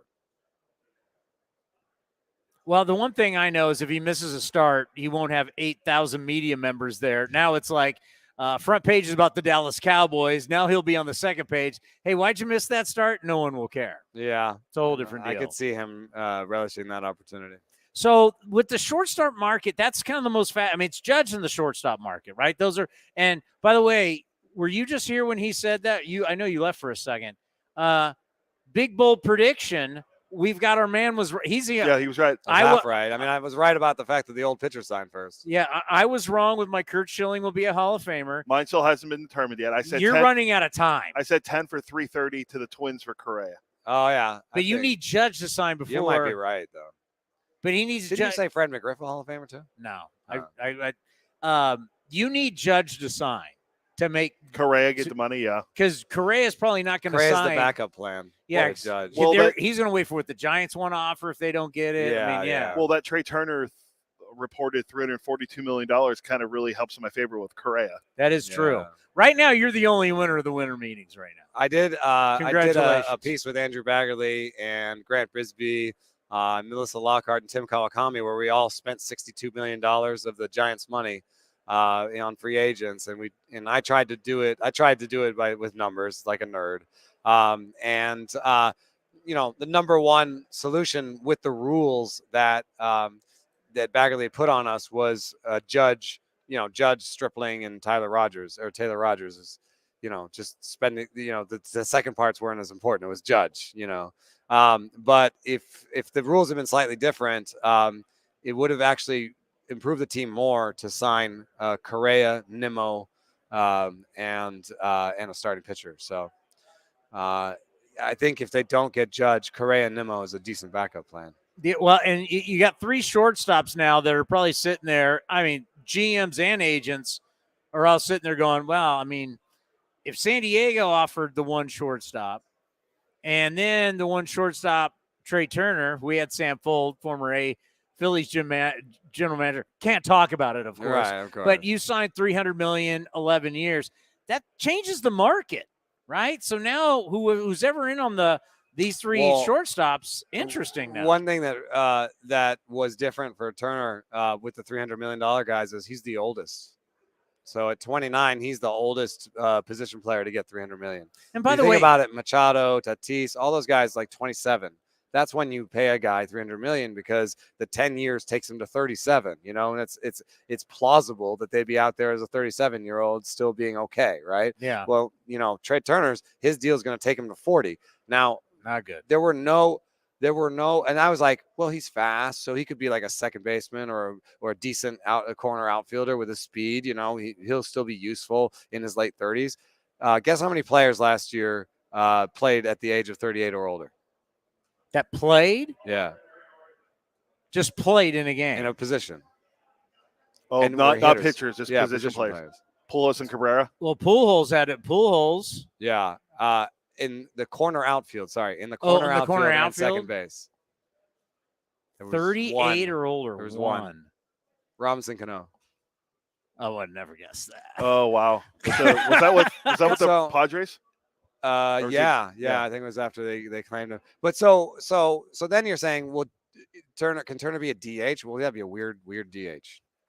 Well, he's not this super power guy. Yeah, he'd be a guy like a 270 hitting 10 homer DH. I got it when Pujols, he had MVPs, future Hall of Famer. Worst comes to worst, he's a DH. I don't have one MVP. I don't have future Hall of Fame. I don't have any of the things you think about for Trey Turner that you'd give a guy 11 years, $300 million. I did hear a couple All-Star games. I did hear a comp that was interesting. Barry Larkin. Barry Larkin didn't have that kind of speed though. But anyway, Barry Larkin had legit power for guys his era. Well, Trey Turner's a kind of a 20 homer hitting guy. It's 18 to 20. Yeah, he had 27 last year, I think, something like that. I don't see Trey Turner hitting bombs at 38, 39 years old. Yes, that's why I think, I think it'll be a little rough at the end. But you know what? They almost made it to the promised land, and, they added a really great player. And so what if they have they have $50 million of two old players and Harper and Turner on their roster in 10 years? So when you look, any idea where the other three could land? Like, what would you say is a good bet? Because all of a sudden, we were never talking San Diego and shortstop until they popped up on this board for wanting to spend a lot of money. Xander's been rumored. We just had Torey Lovullo on from the Dbacks. Arizona's rumored, for God's sakes, for Bogart. So, I mean, I see Correa as a backup plan for Judge in that both the Yankees and Giants could sign Correa if they don't sign Judge. Yeah, I see that as a natural second for both of them because both of them could use a shortstop in the short term and have some shortstop prospects coming up. I see the Twins as trying to get him back. So I would say for Correa, it's Twins, Giants, and Yankees. Now for Swanson, I think it's harder because we've talked about this. Like, he doesn't have the star upside necessarily of the other three. I think he's clearly the fourth best option. And, do you want to get the fourth best option for the fourth best price? Is that the best idea? Do you really want to spend $200 million and be like, well, we didn't spend 300? Yeah. Well, you also didn't get a $300 million player, though. You didn't get a $300 million player either. So, there's concerns about Swanson's arm. It was, the 48th out of 50 in arm strength. We've got bigger bases now. There's going to be more bang plays. Swanson seems like he's headed to second base. So I would see Swanson going somewhere where they might have a shortstop and play him at second base or something like that. So or going back to the Braves, I think is the easiest thing for him. So names that, we've talked so much about Judge and the shortstops. What are some other names maybe you think coming off the board here before we get out of here? Well, we just heard Bellinger going to the Cubs at 17 and a half. Yeah, that's what what he's probably was due in arbitration anyway. But I don't know who's gonna go next. I would assume that all this smoke on Judge means that there's fire. That there's gonna be something coming through with him pretty soon. So, if that happens, then there could be a sort of a floodgate opening. But I think Carlos Rodon. There's been a lot of talk, and we talked about how the older guys have gone now, and so Carlos Rodon is clearly the best pitcher remaining on the market. Am I right? Yeah. Somebody. And you've got some other guys like Montas and Bassett and stuff. There's other guys, but yeah. Well, it seems that the Blue Jays, even though we haven't heard anything recently, but the Blue Jays were in or wanted to be in on Verlander. If they didn't get Verlander, does that mean they're in on Rodon? And then, if you're a team knowing the way Bassett has pitched for the A's and pitched for the Mets and giving you the innings and durability, because remember, when he was hurt, he doesn't have a lot of mileage on the new arm. Yeah. It took him a while for the new arm to get healthy after Tommy John, but he doesn't have a lot of mileage. Chris Bassett to me, and maybe we know him a lot better than other people, but I would be, if I was a team that wanted a guy that's going to go out there and battle for you, give you innings, and give you a legit chance. Give me some Chris Bassett. Well, there's very few multi-year pitchers left. So you've got Carlos Rodon at the top of the market, and then you've got Chris Bassett, Nathan Eovaldi, Jameson Taillon, and maybe Sean Manaea. That's pretty much it for guys, and maybe Ross Stripling. That's it for the guys who are going to get multi-year deals, right? Of those non-Carlos Rodon types, I think Bassett is clearly the best. It just seems the most set for innings. Taillon has had 2 Tommy Johns already. Manaea's had his own injury risk. Valdi's had like 10 Tommy Johns. And his fastball fell apart in the last 3 starts of the season. So there is some concern with Eovaldi. How he's got to be late 30s, right? He's 32. 32? He'll be 33. I thought he was going to be like 37. Feel like you've been talking about him forever. Like, I remember when he was a Ray. That's what, when he first came up with Tampa, it seems like forever ago. He started with the Dodgers, though, right? It was Dodgers, then the Tampa. He's been around a lot. And then the Tommy Johns, for sure. He'll be 33 in February. My model likes him, though. My model likes him. Says Eovaldi has good stuff still. So, I don't know. I think Eovaldi is maybe below Rodon. I think Eovaldi is the best per pitch guy, per inning guy in terms of like stuff per inning. But Bassett is the best overall because he's more likely to give you innings. What do you value more?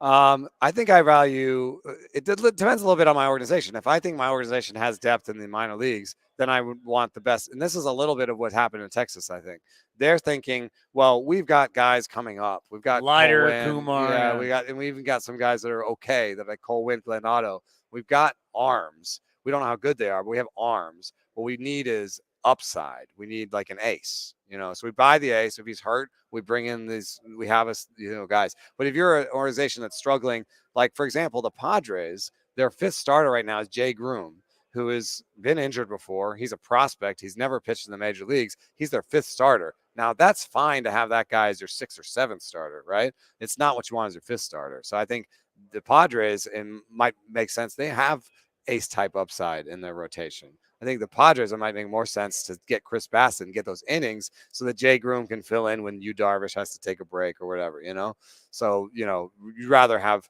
that situation than add Carlos Rodon to a situation where it's Rodon, Darvish, Snell.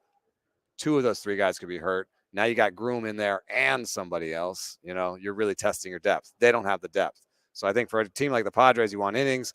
For a team like the Rangers, you want stuff. So if you're one of these teams and you're not sitting here and you're like wondering, okay, where's Judge going to go? And then the shortstops or the pitchers that are left for multi-year deal, you're someone, let's say like the A's, like the Pirates, like the Royals, like the Marlins. What are you doing right now down here in San Diego? I think the Pirates are a fascinating case because we've been talking on this show over and over again about these new rule changes and, how do you get in front of them? What do you do to get out in front of them? And, what we've seen from the Pirates is a little bit of what it looks like for a small market team to try to get out in front of the rule changes. I think maybe even the Jace Peterson signing by the A's is like this. What you want in the post-shift era are good defenders on the infield. And the A's, the guys they're bringing up were not necessarily good defenders. I like Jordan Diaz, but he didn't look good at second base. You know what I mean? He's not a second baseman. He never played there. It was ridiculous. Yeah. And even the other guy they had, McBride, was like a first baseman in the minor leagues, and they're playing him at second base, right? McBride. Not McBride. Jonah Bride. Sorry. Jonah Bride, yeah. So, Jace Peterson is more of a defensive player, so he can defend at third or he can defend at second. He's going to be a defensive player when he goes in there. That's a shift thing. What the Pirates did is on the other side of the shift, where they said, hey, lefties who pull the ball a lot are maybe undervalued in this new post-shift environment. They went and got Carlos Santana, who was shifted 95% of the time last year. And he's going to see different defenses in front of him. And they also signed G-Man Choi, who hit 0.080 into the shift last year. So those are 2 big lefties that they can maybe slot in at DH and first base, and maybe get more out of them than the kind of $7 million combined that they gave him. That would lead me to a guy that Cody Bellinger, not Commander Cody, but Cody Bellinger off the board. Joey Gallo. Yeah, was another one brought up, looking for a 1-year deal. I just smells like an Oakland A already, right? You bring him in and let him hack and trade him at the deadline and try and get something for him. But I got to think he's got to be more valuable because he's pretty good defensively too. He doesn't hurt you defensively. I'm also interested in like Jose Quintana and Wade Miley, two lefties pitchers that maybe you use them as starting pitchers, maybe use them as relievers. The point is there's an emphasis now on lefty relievers because lefty hitters are about to have an easier time. So you want more lefty pitchers in your arsenal to get those lefty hitters out. So those guys are interesting. The Pirates also signed a lefty reliever, Harleen Garcia, away from the Pirates, signed him away from the Giants. So those are the kinds of things you got to do if you want to try and beat the big guys. You got to maybe move fast to them. You got to try to win on the margins like this. Yeah, when you start thinking about the rule changes and how it's going to affect and how you build against them, I mean, you're just kind of taking a flyer right now, hoping until we actually get to see it. Yeah. And there is a major disagreement. I talked to a first base coach. I love the bar scene down here, by the way. It's so much fun. It's like just there's just all crazy different people from different walks of life in baseball, and just having the greatest conversations. I was literally having a beer with a first base coach last night and talking to him about what he thought about the throw over rule and the bigger bases, and he just gave me a big fat yawn. Basically said, "I don't think it's gonna be a big deal." Really? This is a guy who's going to be in charge of sending people, so we'll see. I think the bang bang play is going to change at first a little bit. I guess we'll see how many bang bang plays there were by how different it is next year. I have a feeling by a certain point next year you'll be writing in The Athletic about bang bang plays, and you'll have data to back it up of what is going on. Yeah.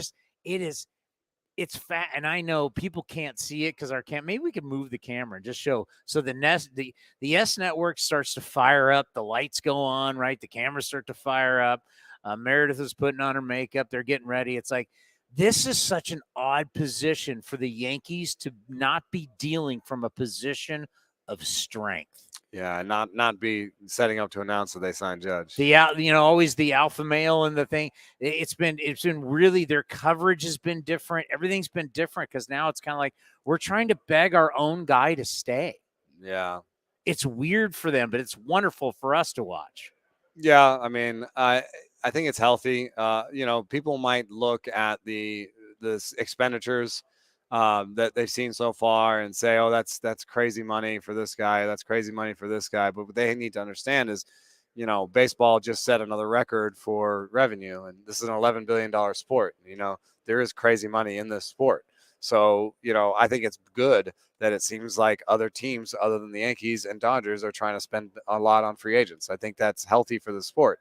It mixes around the free agents more and puts them on new teams so that we get new teams in the World Series. We get new teams in the playoffs. Speaking of crazy money, how much money does Disney have? I still can't believe they paid all this money. I don't know what's in this intellectual property that baseball had with BAMTech or whatever it's called, but the fact that every team got like 90 million originally and then now just got paid off another 30 million.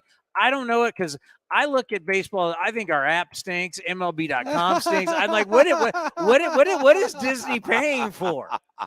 It's got to be some sort of streaming technology because I think it powers HBO Max, and I think it powers like the hockey streaming package. Like there's the NHL Plus or whatever. Like it's all related to each other. I think it has to do with streaming technology. All right. Well, when next time we talk to you, we'll be back in the Bay. One more big, bad, bold prediction before tomorrow?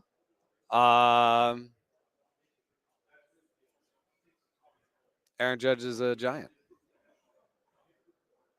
The Eno Sarris Show is sponsored by Fieldwork Brewing Company. With 8 taproom locations in Northern California, Fieldwork brings you fresh craft beer direct from the source. Fieldwork will also ship beer direct to your door if you live in California.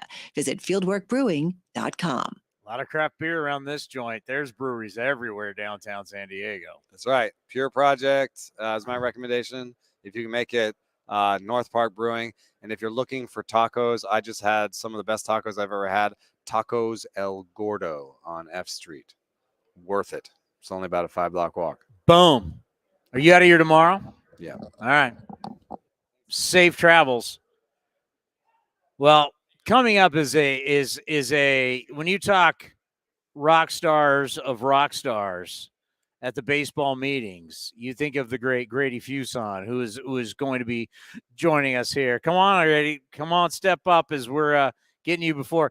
He's not leaving. This is a home game for him. Yeah, you're the only guy. You're the last guy that lives there. Go the other way. The other way. How are you? I'm good.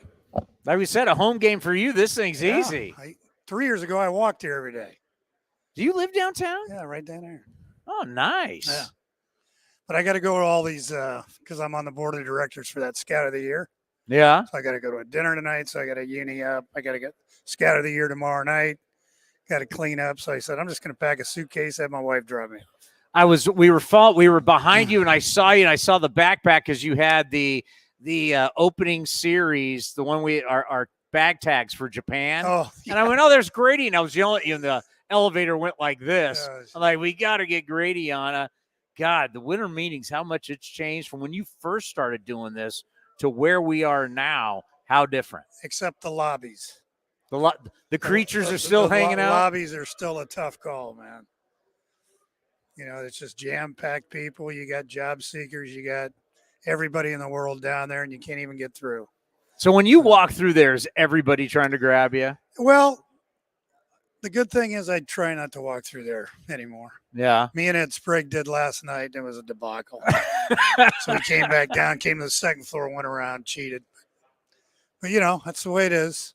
But yeah, it's changed in a lot of ways. I mean, you still have the same activities. You still have, you know, the GM still have their suites. And you don't see as much, you know, back in the day, the GM would grab a couple of his right-hand man and you'd go meet with another GM in his suite.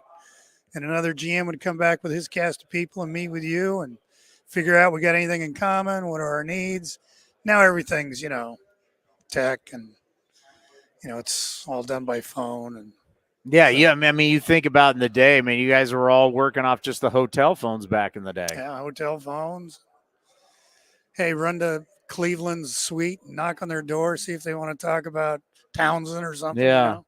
Yeah, it's different.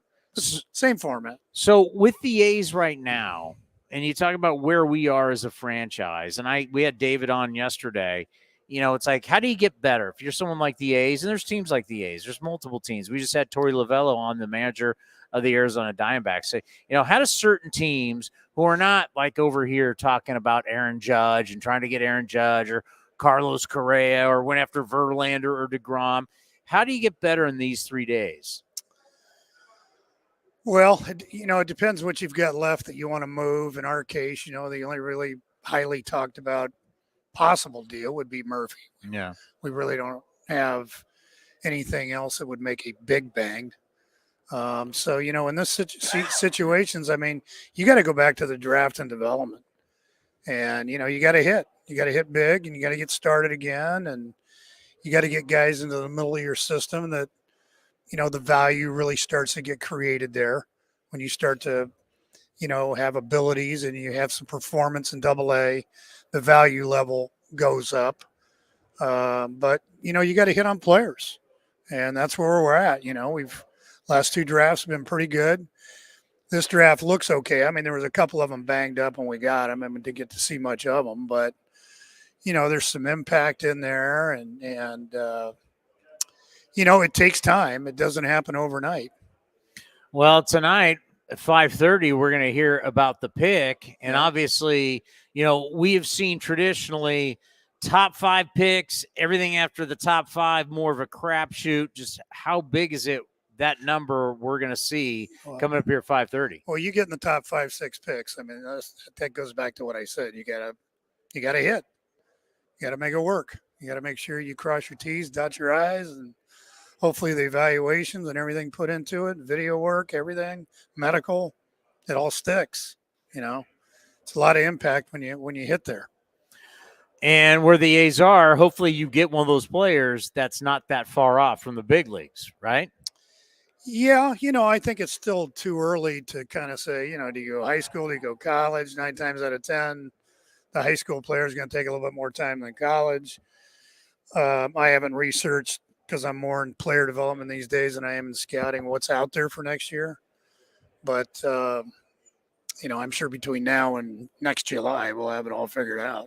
The numbers, the numbers don't matter. Numbers always go up. But throughout the years, when you've seen one guy take up so much of your payroll, when you're now talking about, we got these guys signing 10 years, 11 years, and you got this guy for a long time, and you're on the hook for a lot of money for a long time. What have you always thought about those deals where, player X comes in, signs 10 years, it was $100 million. Then it was $200 million. Now we're getting guys 300, even Trout up to $400 million. Yeah.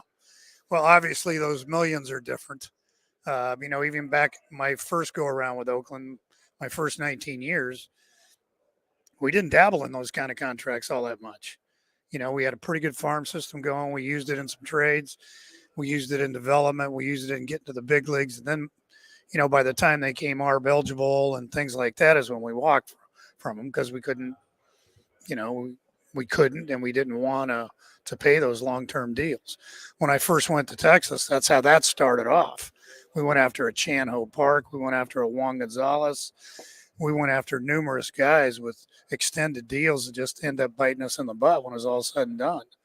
So, yeah, they're dangerous. I mean, you don't see a lot of clubs get 8, 9, 10 years of value out of a player. It happens, but it's seldom. So those are clubs that are all prepared probably to win in the next 2 or 3 years. And that's where they're gathering their cost. Is listen, I'm going to overpay in length to get me to where I want to be in the next few years. It's interesting business because it's like, I need this guy, and if what he gets me early, I'll swallow on the back end. Yeah, exactly. And not a lot of people would do business that way, but we do business that way in baseball. That's right. Look at the Padres with Tatis. Look at Phillies with Harper. Can you really think they're going to get all this length? Are they still going to be a contender? Are they still going to be ready to win every year? That's a tough call. It's risky. Living down here, and obviously, as you see the logo here, San Diego Country Club, as you're around a lot of Padre people out there. Including your brother. Including my bad Padre fan brother. I actually, look what I got rolling. I busted out the San Diego. That's another Christmas gift from my brother. There you go. I get it every year. Are you shocked by the number? When you're talking Tatis over $300 million, Machado $300 million, we're hearing that Trey Turner was offered over $300 million. You're going to have to deal with Soto coming up here pretty soon. Yeah. Where's all this money coming from? We sit around and ask the same thing. When you look at the wealth of ownership in today's game, you'd like to say, they all got it. It just decides who's gonna spend it. But at the same time, it's frightening, man. It's just every year you get a little shocked. I said the other night, I said, before I die, I might see $1 billion deal. It's just. Might as well have the player own the franchise. God, it's crazy. And the one thing that I've always liked, and when I'm doing the post-game show, fans will hate it, but I'm always like, I like that I'm not stuck with Miguel Cabrera, who's basically the last 6 years of his contract have been dead. Yeah. And you're paying him now it's $32 million a year. I like that because it has always given Billy Beane, David Force flexibility to make us competitive. Obviously, we wouldn't have one of those contracts as of now. New ballpark, we talk about that all the time. But we've always had flexibility. I've always seen flexibility as a strength. Those contracts, to me, don't seem to give you that kind of flexibility. No, they don't. They hamper you. And depending on how your ownership team works and what they're willing to, take the payroll to and how to use that payroll, it's all – indicative of performance. I mean, the Angels did that thing with Pujols, and they ate a bunch of years with that. He kind of came back a little bit with a little spark this year, but they also had to handle that contract for 3 or 4 years when he wasn't performing to those numbers. But that's the game. Everybody's being paid on what they've already done. They're not being paid on what you think they're going to do in the future. Which is crazy, but Exactly. yeah, that is professional Because it just takes sports. one little mishap, and the next thing you know, you're buried. I wanted to get your opinion on evaluating, because we got the 4 shortstops, 1 is signed, but it's like negotiating with a player. Like we'll go to another sport. I know if I negotiate with Steph Curry and the Warriors, he's always going to be a guard. I know if I negotiate with a quarterback, he's always going to be a quarterback. But we deal with you're going to be a shortstop for now, but later on, you might be second base, you might be third base, but then the contract wouldn't be worth it. So how hard is it project? I'm going to sign you for shortstop, but I don't know how long you're going to be at this position. Yeah, that's all your personal, your scouting, all these things put together that are going to give you this wisdom to make these decisions. And when you're a team that's in flux like us, and we have ample bodies at certain spots, do we have enough upside in those spots? And so depending on what could be changed, what could be moved, what could be acquired, all those things are movable pieces. That's why in player development, when you do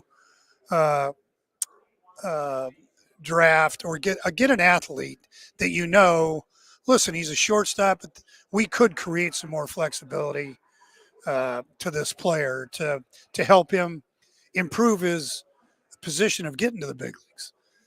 Nick Allen could come up when you already have Andrus and he's got no place to play. Well, can he play second? Can he play center? Can he play a day at third? That added flexibility gives those players more promise and opportunity to get there and be used. Let's end on this. When you think about everything that is at the power of these front offices now, when you look at whether it be scouting, data, video, we're doing everything, biomechanics, we're even talking about neuroscience things now. I mean, everything that's going on. What is the one thing that you wish you had when you first started as a talent evaluator that you didn't, that you have now? I wouldn't say all of the analytics, but I will say the more increased data, the medical research into players today versus 20 years ago, it's not even close. It's just not even close. Everything was a guess. You'd flip things at your medical team. They'd put 5 minutes of work into it and tell you you can't take John Olerud because he had an aneurysm in college. I mean, there was no things like that. The data, I go back probably to my heyday. I mean, I was using numbers before all the analytics and the data came out. We had stacks and stacks of college statistics that we could break down, and we could still find on base. We could still find a strikeout rate. But these other added things that you have now with exit velocities and not so much all the spin rates, because I can stand behind any pitcher in our bullpens and I can tell you, and they need to tell themselves too, is this a good slider or not? I don't need, an analytical guy standing behind there every second of the day going, this is 5 degrees, this is 6 degrees. No, you can tell by your eyes. You can still, so many of those terms are now used as analytical terms, but a sinker, two-seamer, it's the same as, vertical spin and things like that. So, but yes, medical and the increased amount of data would be the biggest things. A lot of people don't agree with me on this since we both dabble in the golf world. And I've covered professional golf. I've covered multiple majors. I've covered every year. I'm out at the AT&T at Pebble Beach. I've been down here when the U.S. Open's been in San Diego. I just think one of the things that's been really tough with golf and injuries is whether it's TrackMan or all the different devices that the pros are bringing down to the range. And now every range session, they're pounding balls for numbers. And it's led to wrist. It's led to back injuries. Instead of just trying to sharpen your swing, guys are out there trying to hit it and they're trying to play to the number. I'm worried about that with baseball because, you've already seen it. I see we with do pitchers. We do our show, and behind us, when you're watching our show up in Oakland, we do it. If we haven't seen you up, have you seen where we do our show next to the dugout? So, yeah. Behind us, you see everything going on in the bullpen. Every guy's pitching to TrackMan and the cameras and everything. So you're trying to make that slider or whatever pitch splitty, whatever you're doing. You're trying to pitch to that number. You're putting that extra stress on your arm. No, they're all chasing velocity and they're all chasing a strikeout. So what is lacked overall in our game is the feel, is the touch, is the pace, is the effort level to pitching. And so hence, an absorbent amount of injuries and blowouts and Tommy Johns, and a lot of shoulders are now, you don't hear much about rotator cuffs like you did back in the day, but this labrum thing is coming in again. And a labrum to a pitcher is probably the highest risk injury they can have. To a position player, not so bad. But if a pitcher has a labrum and that thing has to get tacked back down, that's a tough rehab and future. Yeah, it's like Johan Santana was on that path to the Hall of Fame, and then he was done. The one thing for a pitcher, it's like when you sign a position player, the pitcher you can't say, well, we can at least DH him. Yeah.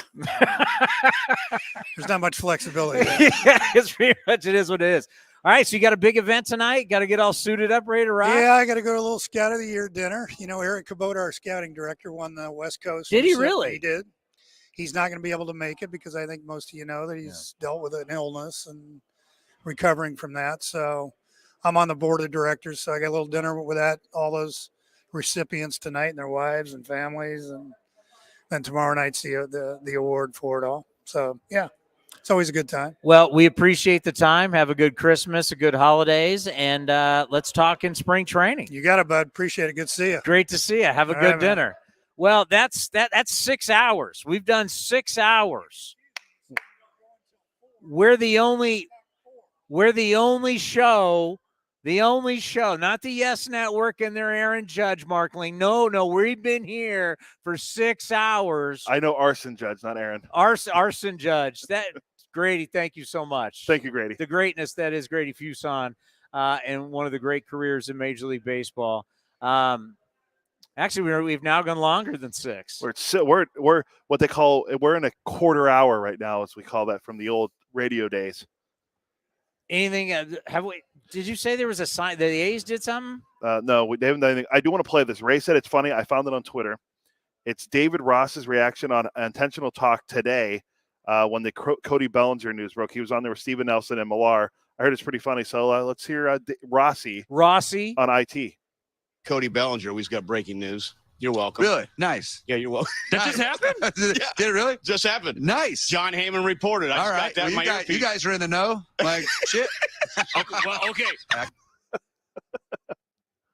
So, yeah, Rossi had no idea, it sounds like. Well, yeah. I mean, it's becoming obvious that they give their managers what they think they need to give them. Well, yeah, apparently Boone was saying he knows nothing about Aaron Judge. And pretty much directed you should direct that question to Brian Cashman. So, all right, well. Oh, I don't believe that whatsoever. But I think, like, if you go to Kotz and say, all right, I don't know. Chad Smith, what can you tell us about him? But from what I've learned, Kotsay is told a lot of what's going on. He's one of those guys that really wants to know a lot. Some managers are like, you give me the guys I need to manage. We'll see in spring training. We'll make it happen. That may be a little bit more of an old school, but Kotsay obviously wanted to know a lot of stuff during the trading deadline and everything. But some man like Torey said, hey, they tell me only so much because they don't want me blabbing stuff. Yeah. Well, he brought up Bogarts' name by name when you mentioned. Yes, I was you can't mention that. I'm told he mentioned Bogarts. I did. Arizona, not on me. And I love Torey. Torey's become a fan favorite. Yeah. Also, we didn't mention this. We don't have to get into it, but this is MLB.com last night. I sent it to you, but we never really got a chance to get to it. According to a source, MLB.com, According to a source, Liam Hendriks' name has surfaced in trade talks between the White Sox and multiple clubs. So the White Sox are already over Liam. That is a interesting question. Is that because they're trying to ditch money? Are they trying to do something? There's Billy Epler. That's my I guy. saw him earlier. A's freshman. I almost want to yell out to him, but you have to. It'd be kind of awkward. You'll look over and, what is that? Why would you want to ditch Liam Hendriks? Is that because Liam is an acquired taste?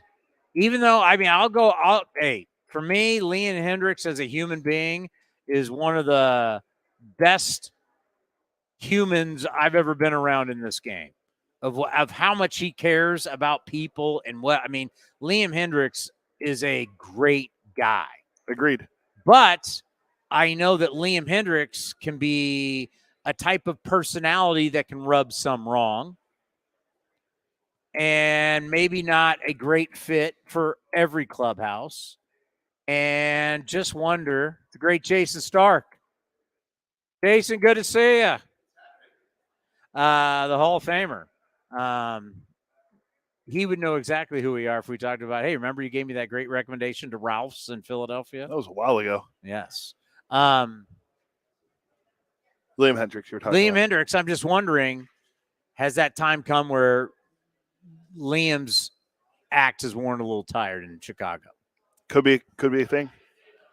Because they're not in rebuild mode. Why would you want to get rid of your closer? And what are you going to just commit to Kendall Graveman full time? Well, yeah, that's what they do with Graveman. They have other guys. So Crochet's going to be back. They have a lot of guys they can turn to in that bullpen. I don't think money's a problem for the Chicago White Sox. They've been one of the teams that wants to spend. For God's sakes, they just lost their first baseman, Abreu. Yeah. Well, I think they were more thinking about Abreu. They might be comfortable because they can put Andrew Vaughn at first base instead of having play in the outfield and DH. But you're still losing your best player over the last 8 years in Abreu. He didn't have a great year last year. Well, by the way, 1 home run in his last 55 games. That's not a good number. But I'm trying to think. There's really any other news that's out that I've seen that we need to hit on. Yeah, no. All right, let's prepare for tomorrow. What do we got? Our last day here at the winter meetings in San Diego. It's a big one. Billy O, because the A's might have the first. We might have the first. We might have the first pick in the draft, folks, for the first time since. First pick in the draft, Rick Monday, 1965. It's been a long time. I was going to say 66. 65? Someone told me it was 6. Let me see. Let me just. Oh, yeah, because it was Kansas City. Yeah. But we didn't get here till 6. That Coliseum was built in 66. The A's got here in 68. Rick Monday, 1965, yeah. 1965. So that was the only Where were you in 65? My dad was 4 years old, so I wasn't even around. So Billy O, Zach Kreiser, we've had on from Yahoo. We had him on, was it like a month or two ago? Yeah, he's good. He's going to be here. He'll be on the Duke, Jim Duquette. One of my favorite GMs. Bob Nightingale, who we saw earlier. I talked to Bobby Nightingale. Martine. Now, A's fans are still mad at Bob Nightingale, but, the commissioner said it again today. The timetable, this whole thing is getting tired. Things got to get this. I know there's a new mayor-elect, but things got to move. This is kicking the can, and we're gonna have to reevaluate, and we're gonna have to re-educate. But decisions need to be. We need to put some hubba in the bubba here. Yeah, we need to get things going. Kawahara had an article about that. By the way, you can walk and chew gum too. By the way, every single mayor's race, if you follow it, whether it was Los Angeles, big city, because I don't believe San Francisco, Mayor Breed is still the mayor, right? There wasn't a race there. We had a mayor. It was San Jose. It was the big three was L.A., San Jose, and Oakland. I don't think San Diego had it, or in Orange County, right? Anaheim. Not that I saw. And what were the top two? What were the top two things for all three these mayor races? L.A., San Jose, and Oakland. I didn't really pay attention. Crime and homelessness. I was going to say homeless. Those are the top two objectives, and there was other stuff, but crime and homelessness were a big part of all three. So you got 3 major cities in California. Well, you got a lot of major cities, but in 3 major cities that have mayor's races, LA, San Jose, Oakland, they were all talking about these 2 things were big, but if not the top 2. But by the way, they can walk and chew gum too. You can try homelessness, crime. These are things that are going to take it takes a long time. Yeah. It takes a long time. We don't have a long time with ballpark. You can walk and chew gum too. And Brody was right. Hey, we have to be sensitive to the city's issues, but cities have to be able to do more than just worry about homelessness and crime. You got to be able to do business too. Yeah. And this is, Dave Stewart's worried. Dave Stewart from Oakland, loves Oakland. Dave Stewart is worried for Oakland if this project doesn't go. Right? Yeah. And Dave Stewart's not going to give it to you from any other form than from his heart and love for the city of Oakland. He believes, and I've had long conversations with him about this, as he's in the know from the baseball side. He's in the know. He's dealt with the city of Oakland, because at one point, he wanted to be a part of a project. I mean, he's invested in this. He thinks Oakland really needs this project. So you need to walk and be able to chew gum at the same time. As a city, you got to be able to handle multiple issues. And yes, crime, homelessness, affordability for housing, a lot of these things going on in all of our cities in California. Got to be able to do that. And then major building projects, which this is a major, you got to be able to do it too. I agree. So Matt Kawahara of the Chronicle had an article that I need to check out about something Manfred said about 2023 and the whole year in Oakland. We'll have Kev Golden, who runs Because Baseball in Egypt, which is awesome. We always talk to Bobby Evans about it. We're supposed to have your good friend Bob Melvin at some point.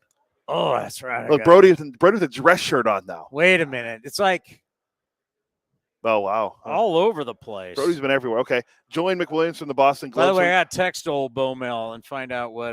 Julian at 2:30 tomorrow. Jesse Rogers from ESPN at 2:45, and we'll have Jess Kleinschmidt on it at some point tomorrow afternoon as well. So there you go. We have a lot going on. So Aaron Judge was signing with the Giants, and then now we're hearing the Giants haven't heard from Aaron Judge. Yeah. Aaron Judge was at Monday Night Football last night in Tampa. Supposedly he was on his way to San Diego.